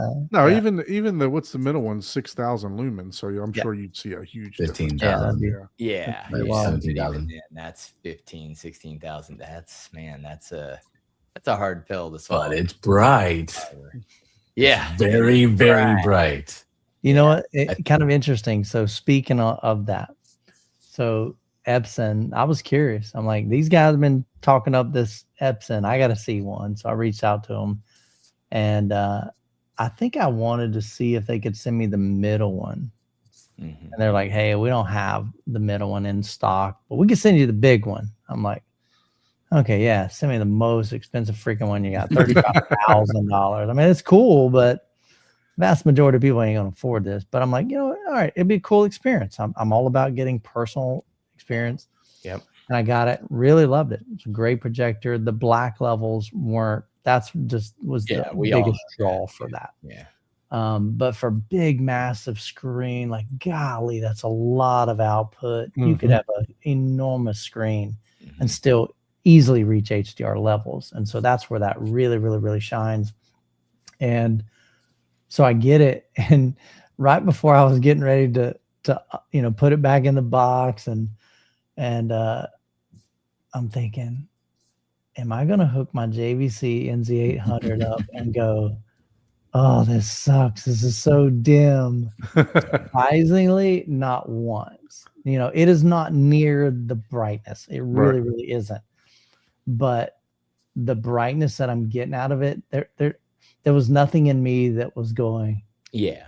I got That's crappy exactly where I'm at. I'm like, dude, I can So still I'm enjoy glad because I didn't movies. want to have to spend some big Yeah. money to get an Epson, you know. Yeah, that would be like if I got Oh, if gosh. I got a Trent off in or something like that, and I'd be like, You fell in love with it. do I really want to send this thing back? Exactly. You know? Oh, Exactly. yeah, exactly. So sometimes it's nice just to, you get that experience. Like I've experienced, to me, what I consider the best projector out there, and that's Christie.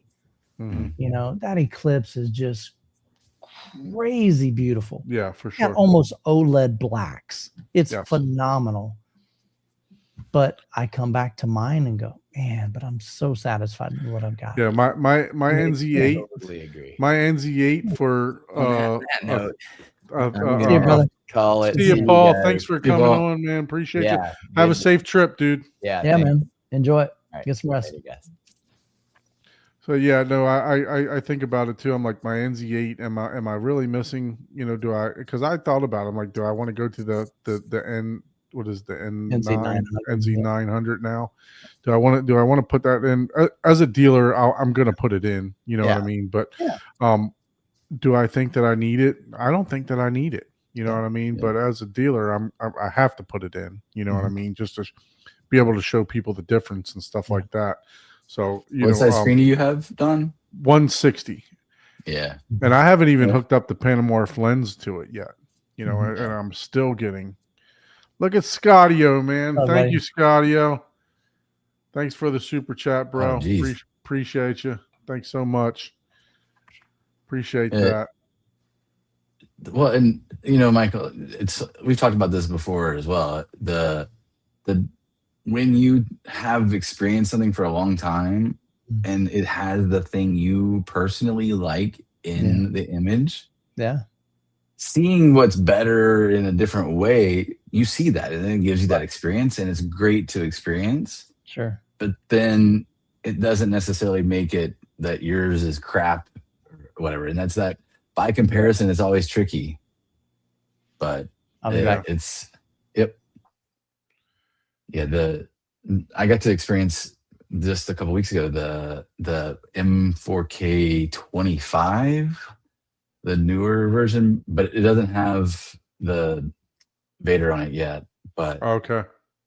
dude, it's still That Vader is unbelievable. I mean, that's the one that, and I know we talked about the Christie Griffin, but if I were to shoot for a projector, it was going to be the one that was in what the Alcon's room with the Vader. Yeah.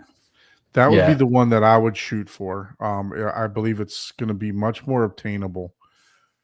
But but that one is the commercial version of just below the Eclipse. The M4K, that series, we'll call it reasonable comparatively speaking, right? Compared to the $400,000. Correct. But all those, that's one of those like he says in Ferris Bueller, if you have the means, I highly recommend it. For sure. You know, so yeah, no, we, I don't know if I'd ever put $100,000 projector in my house. I don't know. I don't know if I could could pull the trigger now. You'd have to be crazy If balling. look, if I won, you know the meme that they say, if you win the lotto, there would be signs, right? You know, there would be signs, right? But you wouldn't know, but there would definitely be signs. But, right.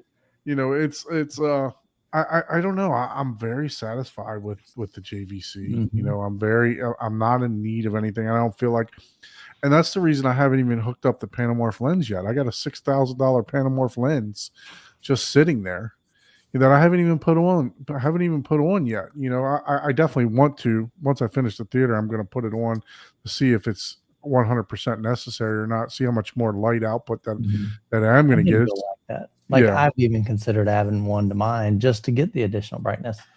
So I don't know yet, but I think I'd like to at least try it to see what it looks like. For sure. Yeah. I mean, the new lens that they have is like 15, 20 grand, something like that. You know, just for the lens, right? Yeah. So, but it's a lot. You know, yeah, for sure. I mean, at that price, I'd look for the ISCO lens on the used market. So by the time you do that, right, you add that lens, and then you got the top of the line JVC, you're up into the 50,000-60,000 range. So why not look at the brighter Barcos or the brighter Christies that are going to be in that range, right? So that's, you know, not knocking Panamorph, but you know that is when you got a lens the price of a projector, you know, it's questionable, you know, and same thing goes with the video processors too, right? I mean, by the time you add a Mad VR to one of these more expensive projectors, you know, or you get an Epson LS 12,000 and a Mad VR, or you know, now you're competing right there with some of the upper 4K, you know, projectors that are out there, the JVC, and you know, even some of these, you know, Barcos that are obtainable, you know, by the time you add that processor in line, you know. So for sure, it's just all about how you want to go at it, right? You know, how, if you think you can, and we always say you shouldn't be upgrading unless you find a need for something, right? So if you're seeing an issue with your system, then it's time to upgrade. If you're seeing, you know, that the blacks are crushing, or you know, you're not getting the detail out of the thing, then but you don't necessarily need to upgrade just to upgrade. The reality, though, there ain't a single thing we own that's a need. Do you need? No, nothing's a need for sure. You don't need an NZ8, but it sure is nice, you know. Speaking of need, I'm going to get to what I've been working on. Oh yeah, what is it? So we talked about, you know, I was going to come back about this. Speaking of need, which I absolutely don't need. I set up the old video board just outside of the now my phone, this is just my phone, so it's not the Samsung Galaxy cameras are absolutely awful. You guys that use the iPhones for webcam and stuff, they work really well, but yeah, I've had a frame TV for quite some time. I purchased it solely for this application, and I went to digital movie poster app, and you know, downloaded the program. I did donate, even though it says not registered. I did donate. I just got to put the registration code into there so that it'll get the not registered on there. But man, this thing turned out freaking awesome. I mean, I haven't turned it off since I installed it. And I mean, it is feature rich for basically a freeware. I mean, it's unbelievable with the amount of thought that the person put into this. So I don't know if anyone else has set this up, but it's let me go to the page here. Let's see here. So it's literally movieposterapp.com. And it has multiple features. Like I said, you can control it remotely. You can it automatically downloads all the speakers for you. You can do your own custom logo. It has banners going across the top that you can that will switch for no burn in if you decide to put like an OLED up.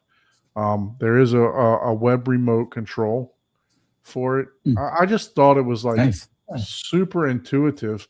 I mean, and there's a guide that literally they go through everything for you on features and system requirements, everything for you to get this set up, what you need. And it goes through every single feature. My wife, I came home the other day and my wife was like, hey, there's a picture of a lady holding a gun smoking cigarettes. Do you think that's a good picture for our son to see? I'm like, you know what? Let me go in and change it to where I only get like PG-13, or because you can set the ratings of the posters to where you don't actually get those type of posters anymore. But I did turn them back on just for this purpose. So if you do see some posters going on there that may be a little bit racy for kids, but just for the sole purpose, I did turn There them it is back right there. on. But there you go. Yeah. So, but yeah, so it's really cool, man. I'm enjoying it. And like I said, it's feature rich, with everything that you can do for a freeware. I donated $20 to the guy, for setting up the program, and there is a monthly donation that you can do, and I always like to support stuff like this. Make MKV, I support all the time, multiple donations, just kind of like Patreon. So I'll definitely support this a little bit more, as make a couple more donations to it also. But anybody else in the chat that has set one of these up, sound off in the chat. Let us know what you think about it. But I'm super excited about the way that this turned out. It really turned out well. Are you running it? What are you running it on? So I bought a mini PC. So that's a great question. Thank you for that. So what I did was, this is a frame TV, so it's literally flush to the wall. So there is literally no room for behind the TV. So I bought one of those plastic Lagrange boxes that you install into your wall, and I put the OneSync box in that. And I'm using a mini PC is what it's called, and literally it's a. Let me go back to me here. So take this off. But what it is it's a literally like an HDMI port. It's kind of like your Fire Stick is what it looks like, and it's a Windows 10 PC. I picked it up for $99. It plugs directly into the OneSync box, and I bought a wireless keyboard. I think it was $24. I went to Office Depot. I bought a wireless keyboard and a mouse for $24. I hooked it in. It's got two USB spots, and I control it literally through that. I have not experienced the web application yet for controlling it, so I haven't actually, played around with it that much. But I just got this hooked up the other day. I posted some pictures on our Facebook group chat. But yeah, man, I mean, I was going to do two of these, so I actually have two frame TVs, but I decided not to do one on the other side. It just went with the one right outside the theater. So, and it fits perfectly. I mean, it's literally like 1/3 of the door. So like 1/3 up top, 1/3, so it fits perfectly. It looks really good if I were to back my camera up. But yeah, I'm super excited about that. That looks awesome, man. Yeah, there's the picture that my wife said that. All right. That's do I think that's appropriate? You're like, I see cleavage. What's going on? I mean, It's Pulp Fiction. Yeah, for sure. What did we talked about that the last time? There's like 400 F words in that movie or something like that. Wow. But yeah, so yeah, I'm super excited about it. I thought it came out really well. I'm also doing a little bit more work in the theater. I didn't watch any movies this week. I did start after we got off of the stream. I did start watching Tron, not the newest one, but the what is it, Legacy Tron, the middle Yeah. one. I Yeah. did start watching that one last Thursday, and literally I popped some popcorn, and I got to like 15 minutes of the movie, and my wife calls me. She goes, "The boy's getting sick. Come up here." Oh boy.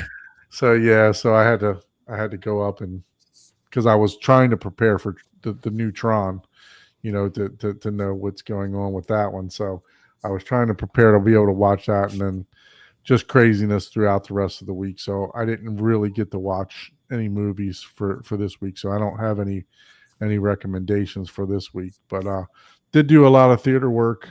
Got a lot of the blocking done for the fabric walls and stuff like that. So I'm trying to get everything done by January, the end of January. I'm thinking that I want it 100% presentable. That way we can start inviting people from Obsessed Home Theater South Florida over. There you go. What are you wishing for Christmas? If you've already got the board up. Yeah, thank you for asking that. So storage is what I'm Physical looking or media storage. So I need two things of storage. So right now I'm rocking about 7 of these. Right, for my Arvolution. I don't even use my Arvolution because I don't have any of these hooked up. They're just sitting over here right now. So I want a NAS is what I want. I want a NAS that's open, that I had the Arvolution NAS in. The only thing I will say about that is it worked perfectly. It was a great device. But if you want to be able to have full control over it, they lock that thing down. So I want to have full control over it. So that I'm looking for storage for that. And you need to fly Paul out and have him build you an Unraid server.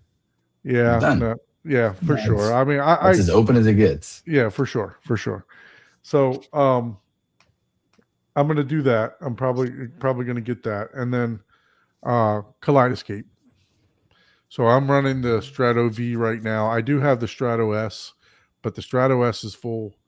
I'm tired of when people come over that I have to download the 10 movies that are my demo movies. Mm-hmm. So I'm really thinking about getting that 8 terabyte, the Tera Prime, that I can download a movie in 4 seconds. Yeah, not 4 seconds, but about 4 minutes. SSD doesn't even do that. Yeah, no, I was joking around. No, it's about 4 minutes is what it is, 4 to 5 minutes. You're looking for an SSD?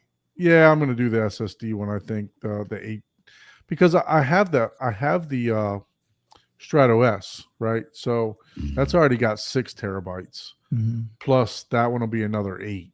You know what I mean? So can they both be on the same? Will the Strato S and it work on the same system, or do you have to have them in different accounts or different instances? I think I have to have them differently. I can't recall. I have to go into their extranet and find out if they're compatible with each other. But I don't know that they would pull to create one full server. I don't because the Strato S is a little older. But any of the new stuff, the Strato C, Strato Terra servers, the regular Prime servers, all that stuff is definitely I know for a fact is 100% compatible. I do remember them saying with the Strato V that the Strato S, you wouldn't be able to see the same movies, but I don't know when you add a Terra server if that's something I got to research and find out. If you lose it, Yeah, so Local storage. well, you would lose the 1 terabyte for Right, the right. for the On the Strato V. V. Yeah. But the question is, will I see everything from the Strato S and the That part, Terra yeah. server? Yeah, that I don't know if it's Yeah, easy. I'm not sure either. So Yeah. I'd have to see that. But the good thing is I could always hook both of them up, right? I have extra separately. HDMI ports and I can run them HDMI 1, HDMI 2 Mhm. if I needed to, right? And I could use the Terra server with the 8 terabyte. I could use that as my demo clip. You know what I Mhm. mean? So I would never have to change Yeah. anything there. But yeah, that's on my short list for the for Christmas. And you're So a dealer for that Kaleidoscape, right? yes, sir. Yeah, Yeah, so you'll be Yeah. able to at least Well, and the save some upside- money there. It's still expensive, but for sure. Yeah.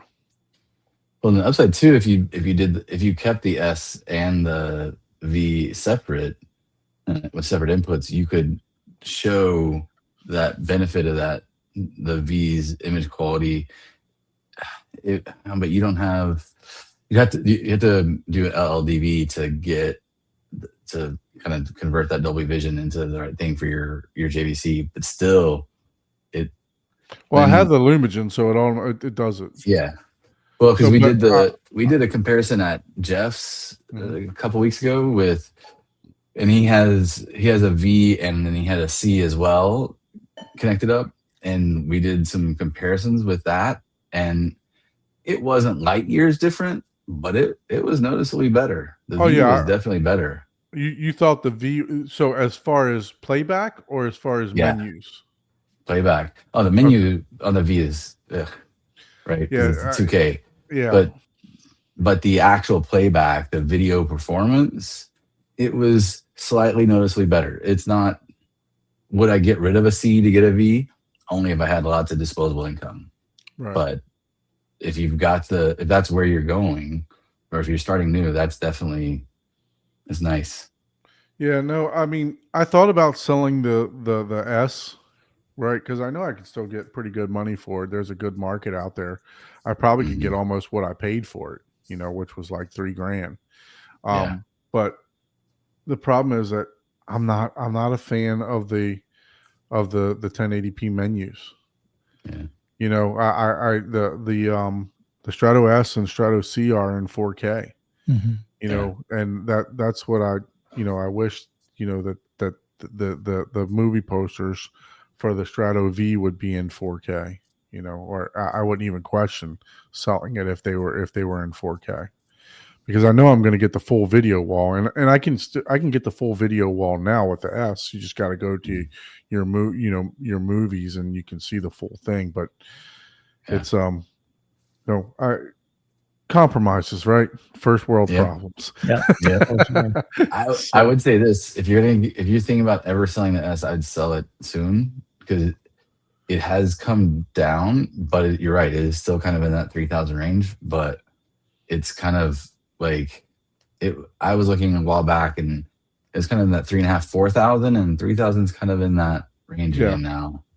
I missed by like seconds getting an S6 terabyte for $1,000 on eBay. Full. I think it was even still under warranty. The guy was just trying to get out of it.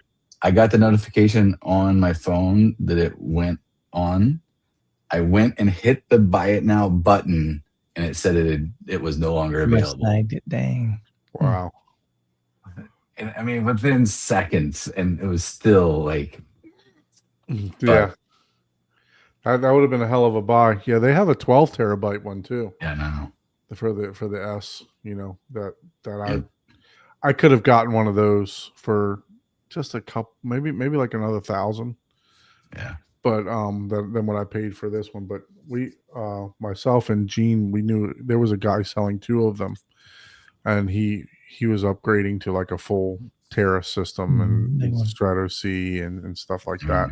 So there's a couple different ways I can go with that.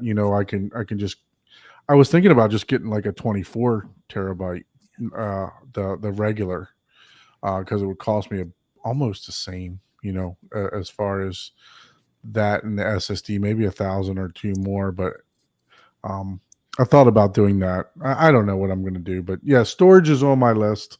No other equipment. I'm pretty satisfied with how my system sounds. Looking forward to putting some sound treatments to tighten up the bass and just start localizing, in the room a little bit more than what the Room Perfect is doing, right now. So just to get rid of some of that decay time. But yeah, no, other than that, how about you, Michael? Anything on the short list? The short list is Smurf tubing. Smurf I tubing? have had an HDMI cable that is running along my floor, up my back wall in every single one of my videos for the past year. You see it like right Yeah. here. And it goes up and goes into my window for the projector. I was just looking up today. It's one of the things, you need to do it. Rui Pro sent me a cable a year ago. And I just don't want to climb in an attic until I can verify this thing is going to work, because that was one of the things when I was building my theater room 20 years ago. I knew I needed to run conduit, but I didn't want to do the extra expense, even though it's not that much money. I didn't want to do the extra labor. I cheaped out, and it comes to bite you in the butt. And so now it's like, dang, now I got to actually. So the other thing is I have to get into that attic, I have to take everything out of my daughter's closet because it's inside her closet. We have an access in the garage, but there's like a wall there. So you can't get into the house. You can get to the garage area, but you can't get into the house from there. And I'm like, oh man. So it's just always a hassle. So I hate that. But I know I need to run 2 HDMI cables. I'm probably going to run a Cat 6 cable so I can do Ethernet to my projector and be able to control that via IP for remotes. And then of course, pull string. So but I was looking into that. So that's on the short list. That's a doable. I need to get that done. And then when I want to swap out a cable, it's not a big deal, if money were no object, I'd probably step up to an NZ900. I'd love to have the extra brightness, the crisper glass, there's definitely some benefits, but there's a significant cost in going from a NZ800 to an NZ900. So yeah. And like you said, I mean, I'm not doing without, you know what I'm saying? I'm enjoying my system. I love my system. Audio wise, there's not a single thing I'd change, other than I really do need to take some measurements of my subs, because when I reviewed the Anthem AVM 70, I wanted to, I had a mini DSP in the system, but I wanted to see what can just the Anthem do. And, would I be satisfied with that? And so I removed it out of the unit, and I've been listening to that thing for, I don't know how long, when I bought the AVM 70, but I liked it enough. I said, hey, I want to buy this thing. So I bought it, and, but I never added the mini DSP back.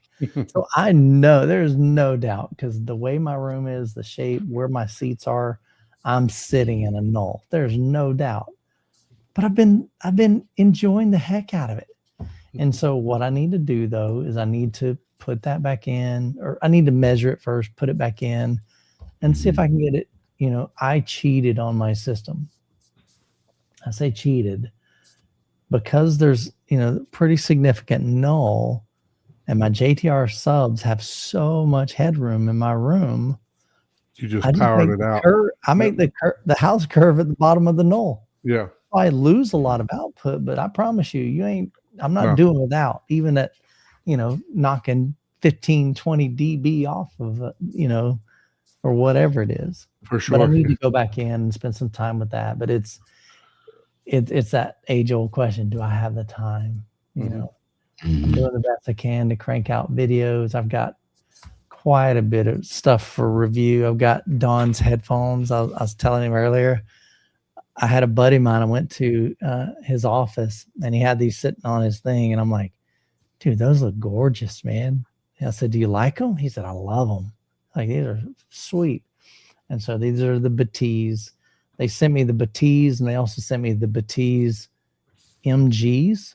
So these I think are about $800. The MGs are $1,500. But I told him, I said, she told me up front, she's like, look, I can't let you keep these. I said, yeah, I get that. I said, but let me know how much they are because I'm probably going to buy them.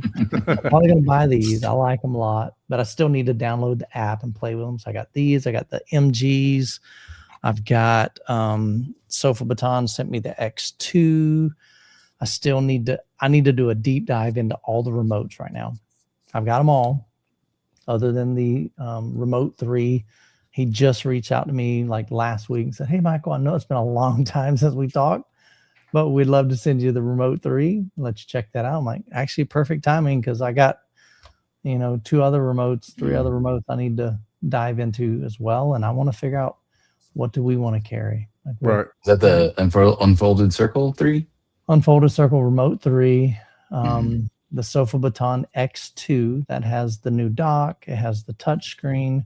I have a Cantana, I think it's called Cantana Haptic Every time. RS90. It's an interesting looking remote. It's like it's straight and then it like does a little 45 angle. Mhm. And then there's one more. Oh, and then the Ava Cinema remote, which that's pretty much dealer program only. Yeah, the Ava. But Yeah. I want to get experience with that just to see like how does it compare, just so I have knowledge. And who knows? I mean, if it's amazing, like if it was just, oh my gosh, this is it, then I'm having a serious conversation with them going, all right, what can we do to be able to sell this thing and Right. whatever. But So for them, all you needed to do was purchase one. I when I was at Cedia, they just wanted me to purchase it, and I could become a dealer for them. So yeah. it was just as simple as that.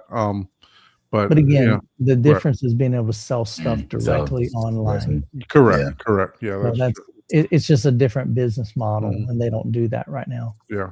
Especially with the install and wanting to do all the configuration stuff. Mhm. And they added the remote configuration capability a little bit, Mm-hmm. but it's not Yeah. like doing it through the web, I should say. But Yeah. it's not quite the same, right? Yeah. I don't think that one. I love it. I have it. I've been Mhm. using it for a long time. Yeah. Or for a while, and I like the remote. I love the feel of it. Mm-hmm. I don't think it's going to be one that you're going to like as much, but I really, honestly, if somebody would come out with a literally almost like a clone of freaking Harmony, Yeah. just make it easy to set up, create, add your activities, add your delays, Yeah. download from a database that's just massive. That's what we all need in the DIY space.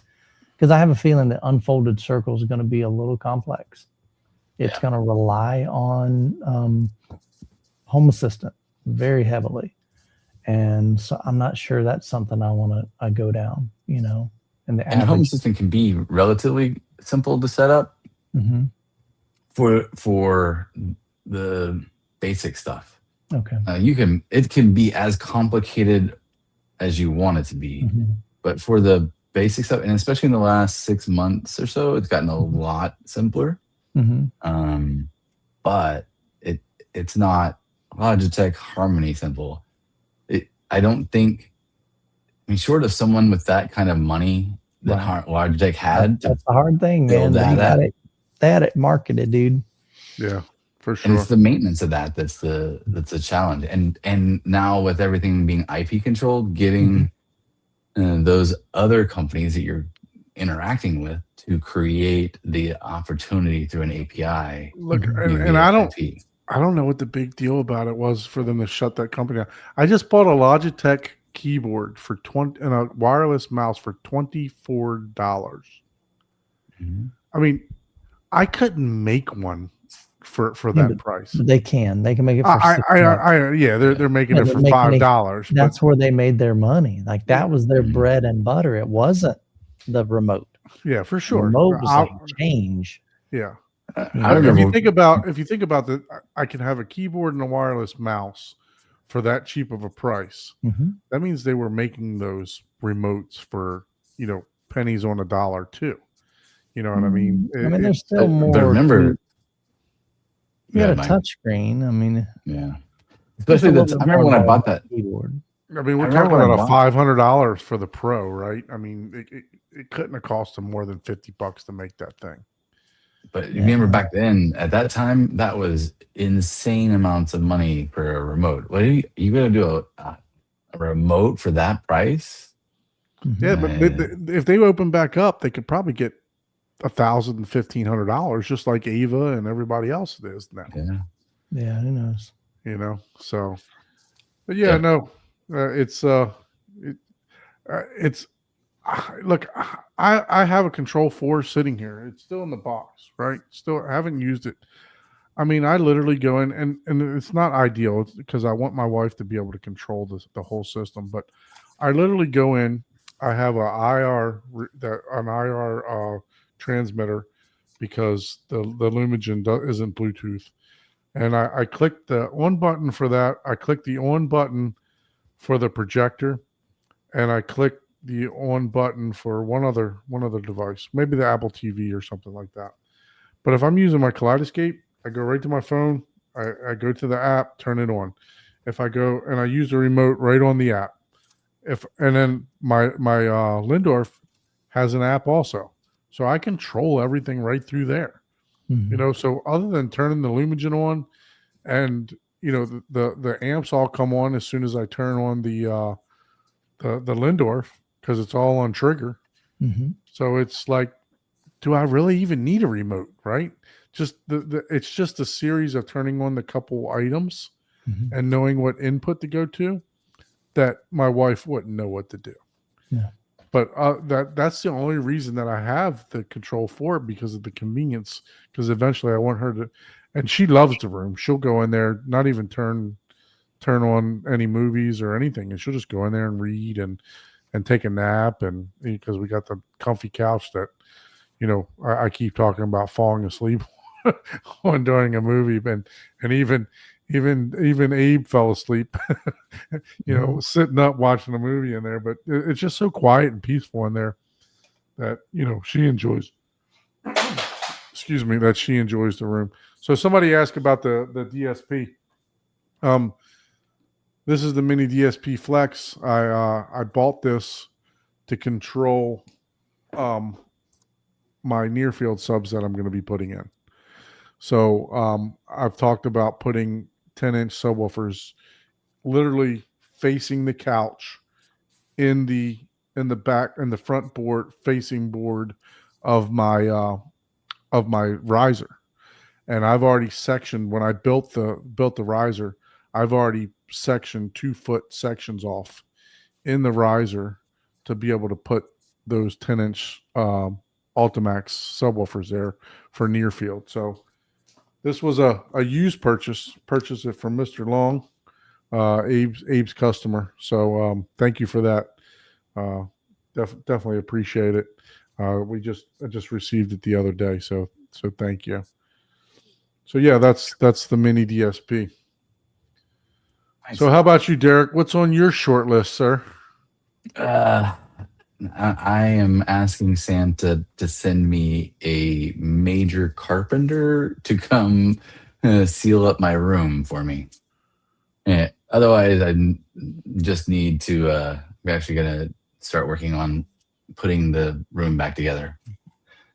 So I 2 years ago tore everything down because the stupid community got in the way, and I went and saw Jeff Mary's theater, and it was amazing. And at the time, he still had his LS 12,000. He was still using a silver ticket screen, and I'm like, I want to do this. So we started doing it, went down that path, painted the room. Well, that meant taking everything out. Well, then that became a whole thing. So, and then, as Michael well knows, I bought 12 JBL CBT 70 J1s, thinking I was going to be Jonathan and quickly fix them.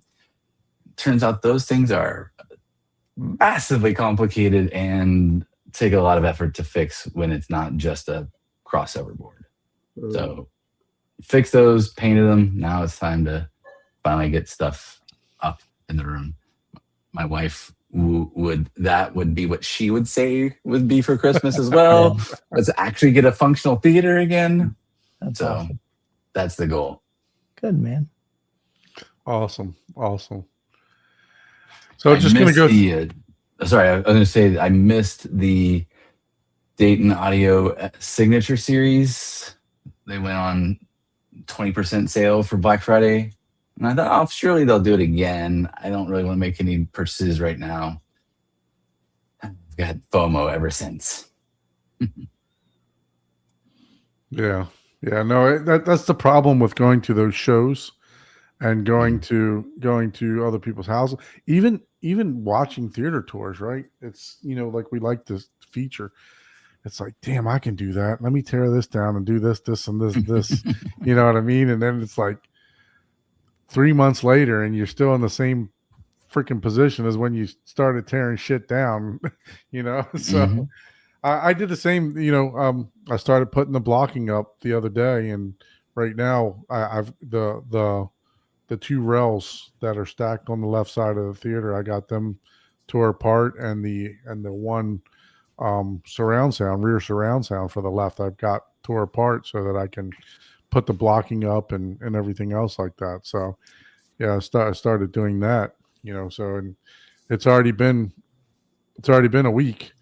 I did get quite a bit done though, so I'm proud of myself that I at least got quite a bit done. But through the rest of the year is just going to be heck for me. We got 2 holidays on Thursdays coming up. So by the way, I don't know if we're going to reschedule those shows or not for Christmas and for New Year's Day. So I have to get with the guys about that and talk to them. Obviously, we're not going to do it on Christmas or New Year's Day. We're going to spend time with our families, like we all should.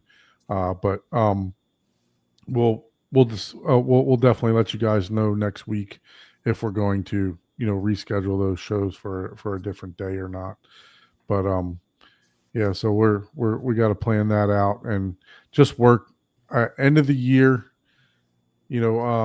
End of the year, trying to hit end of the year numbers, and we're that close. So I got to make sure that it happens. So so maybe I can get a bonus and maybe do one of those upgrades we're talking There you about. go. Hey, Maybe do one of those Epsons with the 7,000, 10,000 lumens or something like that to have as a projector to play during the daytime while watching sports and stuff like that. There you go. So. Yeah, Ike teased me when I was over at his house. He teased me, if you're not careful, Don is going to finish his home theater before you do. Yeah, you can't have that happen. No, I'm really thinking that my goal is to have fabric up and LEDs and all that stuff at the latest end of February, but I'm shooting for end of January for that. So, 2027? No. 2026, bro. Yeah, let's see. So I heard that 3 years ago. That's my goal. The problem is I'm sitting my fat ass down watching movies instead of doing work is what the problem is. So but yeah, just want to go through the chat again real quick. Make sure I didn't forget anybody in the chat. I know we didn't give a shout out to everybody, but Scotty, thanks again for the super chat. Really appreciate that.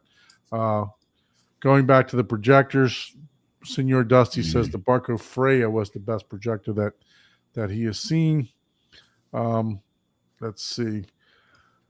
MFK, we were talking about the Panamorph, so I think he's talking about the lumens perceived in that one. Let's see here. NZ, I like my NZ8 with the Prisma. I've never heard of that one. Prismasonic anamorphic lens. I'm not familiar with that. I'm not familiar with that one either.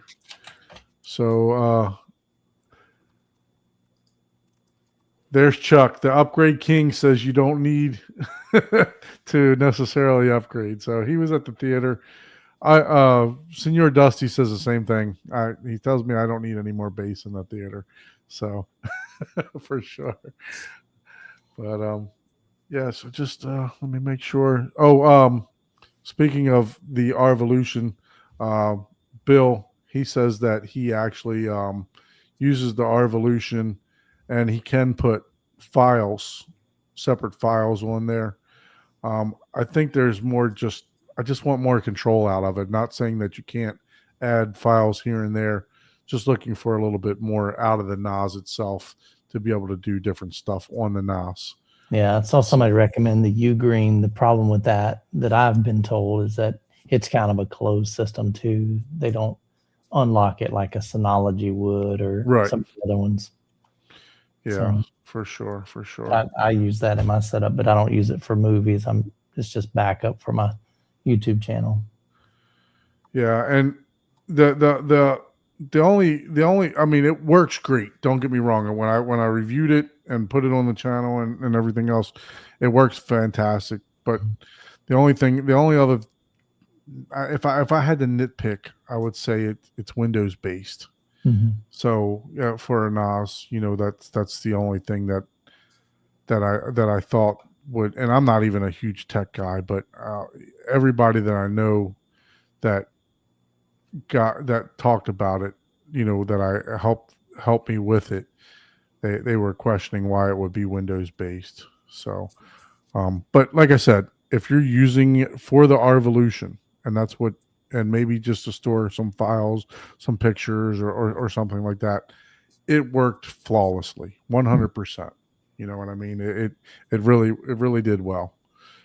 So yeah, that's true. I did hear about that too. They were saying that Scott was saying you can reflash the Ugreen and put whatever on it you want. Okay, yeah, I've not tried the Ugreen. I'm not savvy enough to reflash it and do everything else like that. So, but yeah, no, my guinea pig, and I always tell Paul this, is because he set up the QNAP and he's been working on his. So I'm letting him work all the bugs out of his, so he can tell me exactly what I need for mine. Tell him to build you one and send it to you. And hopefully when I give him access to it, he don't wipe my bank accounts out. That's right. So no, that all that stuff's on a whole separate network. I have two ISPs. So literally I use my Comcast ISP for all personal stuff, and I use the AT&T ISP for all home theater stuff and streaming. So I don't they're not even on the same network. So, but yeah. All right, everyone. Well, we definitely appreciate you tuning into the show. Michael, thank you so much for joining us this evening. Definitely appreciate you. And hey, congratulations on Obsessed Home Theater. You haven't been on for a while on our channel. And, I really appreciate you joining on in such notice. And hey, Rusty and Matt can join sometime too, man. Have them come on, and I'd love to see some progress of what's going on at Rusty's house too, because I know he was. That's the problem. There ain't been much. He's a Don. He's been dragging his feet. He's just got a ton going on. For sure. It's not priority right now. He's got to get some other things in line. Yeah. It'll happen because he's already bought his speakers. He's got his projector, but he's got to enclose the room. I don't think he's even done that yet. So, a lot to do, a lot of steps. Building out the room. We've all been there. Yeah, for sure. Yeah, it takes time, man, and especially when you want to do stuff right. So yeah, his is gonna be killer. That'll be awesome. We're looking forward to seeing that. Looking forward to seeing all the upcoming reviews that you got on the remotes and whatever else you're doing. Derek, thanks for joining us too. Please give a shout out for your business, Derek. Oh yeah, Harold Home Systems. Just getting going, but I'm really, really excited, enjoying it, loving it. Very good. Derek, when we were at CETA, Derek was the one taking the shit serious. He was at all the classes and everything else like that. I was fumbling around. I was fumbling around with the camera that I still haven't put a video out yet for. So. I knew that, dude. It's funny. I'm looking back. I'm watching. Did Ike ever post any? Ike posted. Ike posted a bunch. Yeah. Okay. He posted 5 or 6. But it was kind of funny because I'm just watching. I'm going, I'm wondering if they're gonna edit these videos. Y'all are I- taking a crap load of videos. I have a ton of them. I'm That's going to do funny, it. Actually, I told Ike that he's not allowed to do the Mag Theatron because I want to do that one because actually Bill's on here too because I've actually got I want to incorporate the film, the not film but the videos that I have from Bill's Mhm. home theater. Yeah. Because he's got the Mag Theatron stuff there. I want to incorporate that with the interview that I did. So I asked Ike, please don't do that one because I wanted to do Mhm. that. I have it literally. It's on my desktop to edit. So I'll get that out Cool. probably the first of the year, somewhere around there. Mm. So 2027. Gonna Yeah. just do that again. hey, might as well. Might as well. So but thank you everyone for joining. Cool. Appreciate you. Derek, thanks again for joining. Anytime. We'll be on next Thursday, and then just we'll make the announcement about the following 2 weeks. But thanks a lot, guys. Have a good night, We'll guys. see you next time. Bye, everyone.